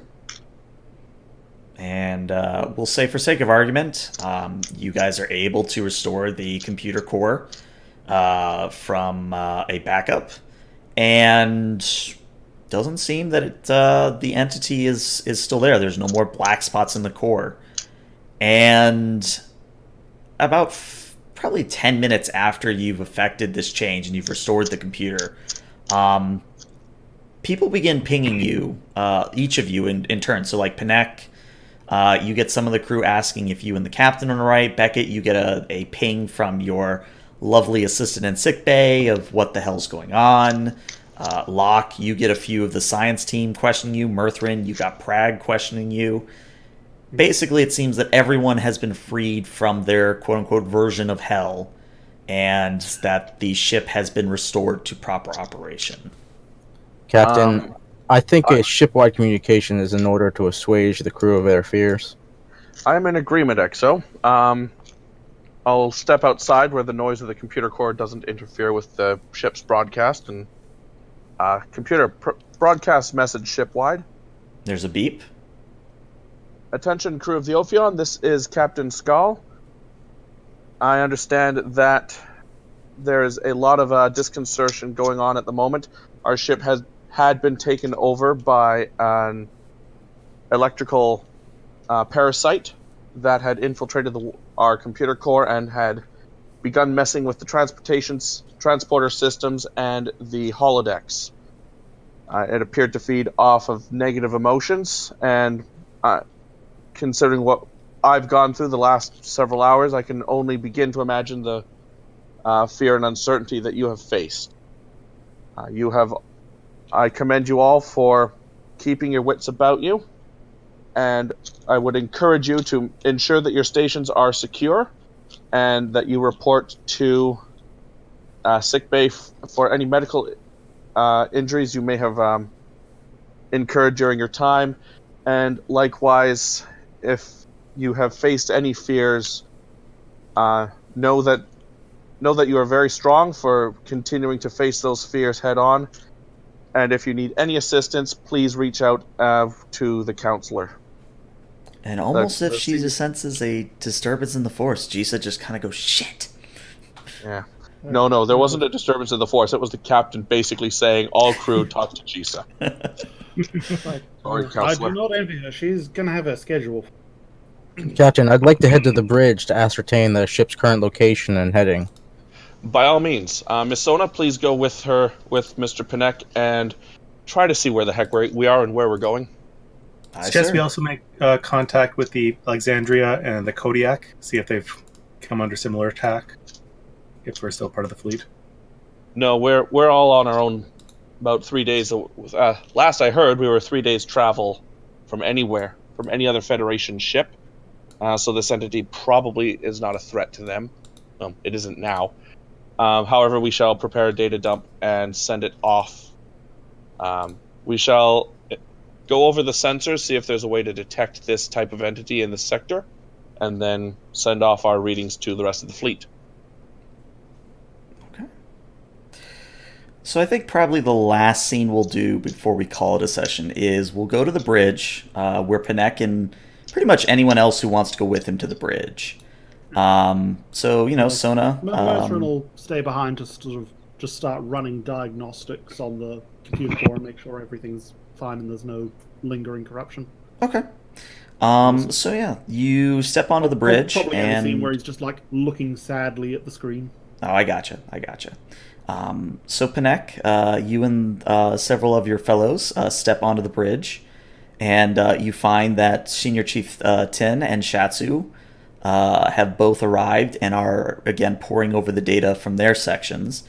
And for all intents and purposes, it seems that you are at station keeping, and that you are approximately 5 days travel from the Icarus sector where the Deep Space Station Daedalus has been constructed.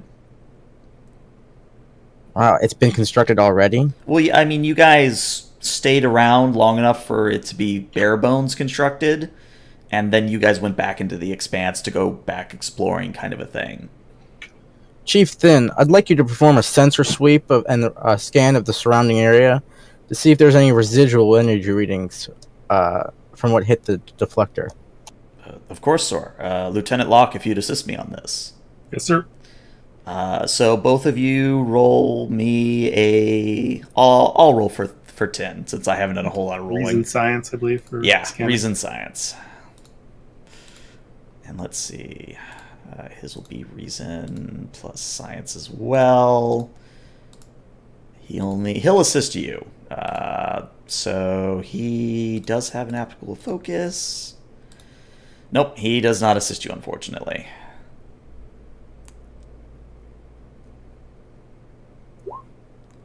You got the 2 successes you needed anyway.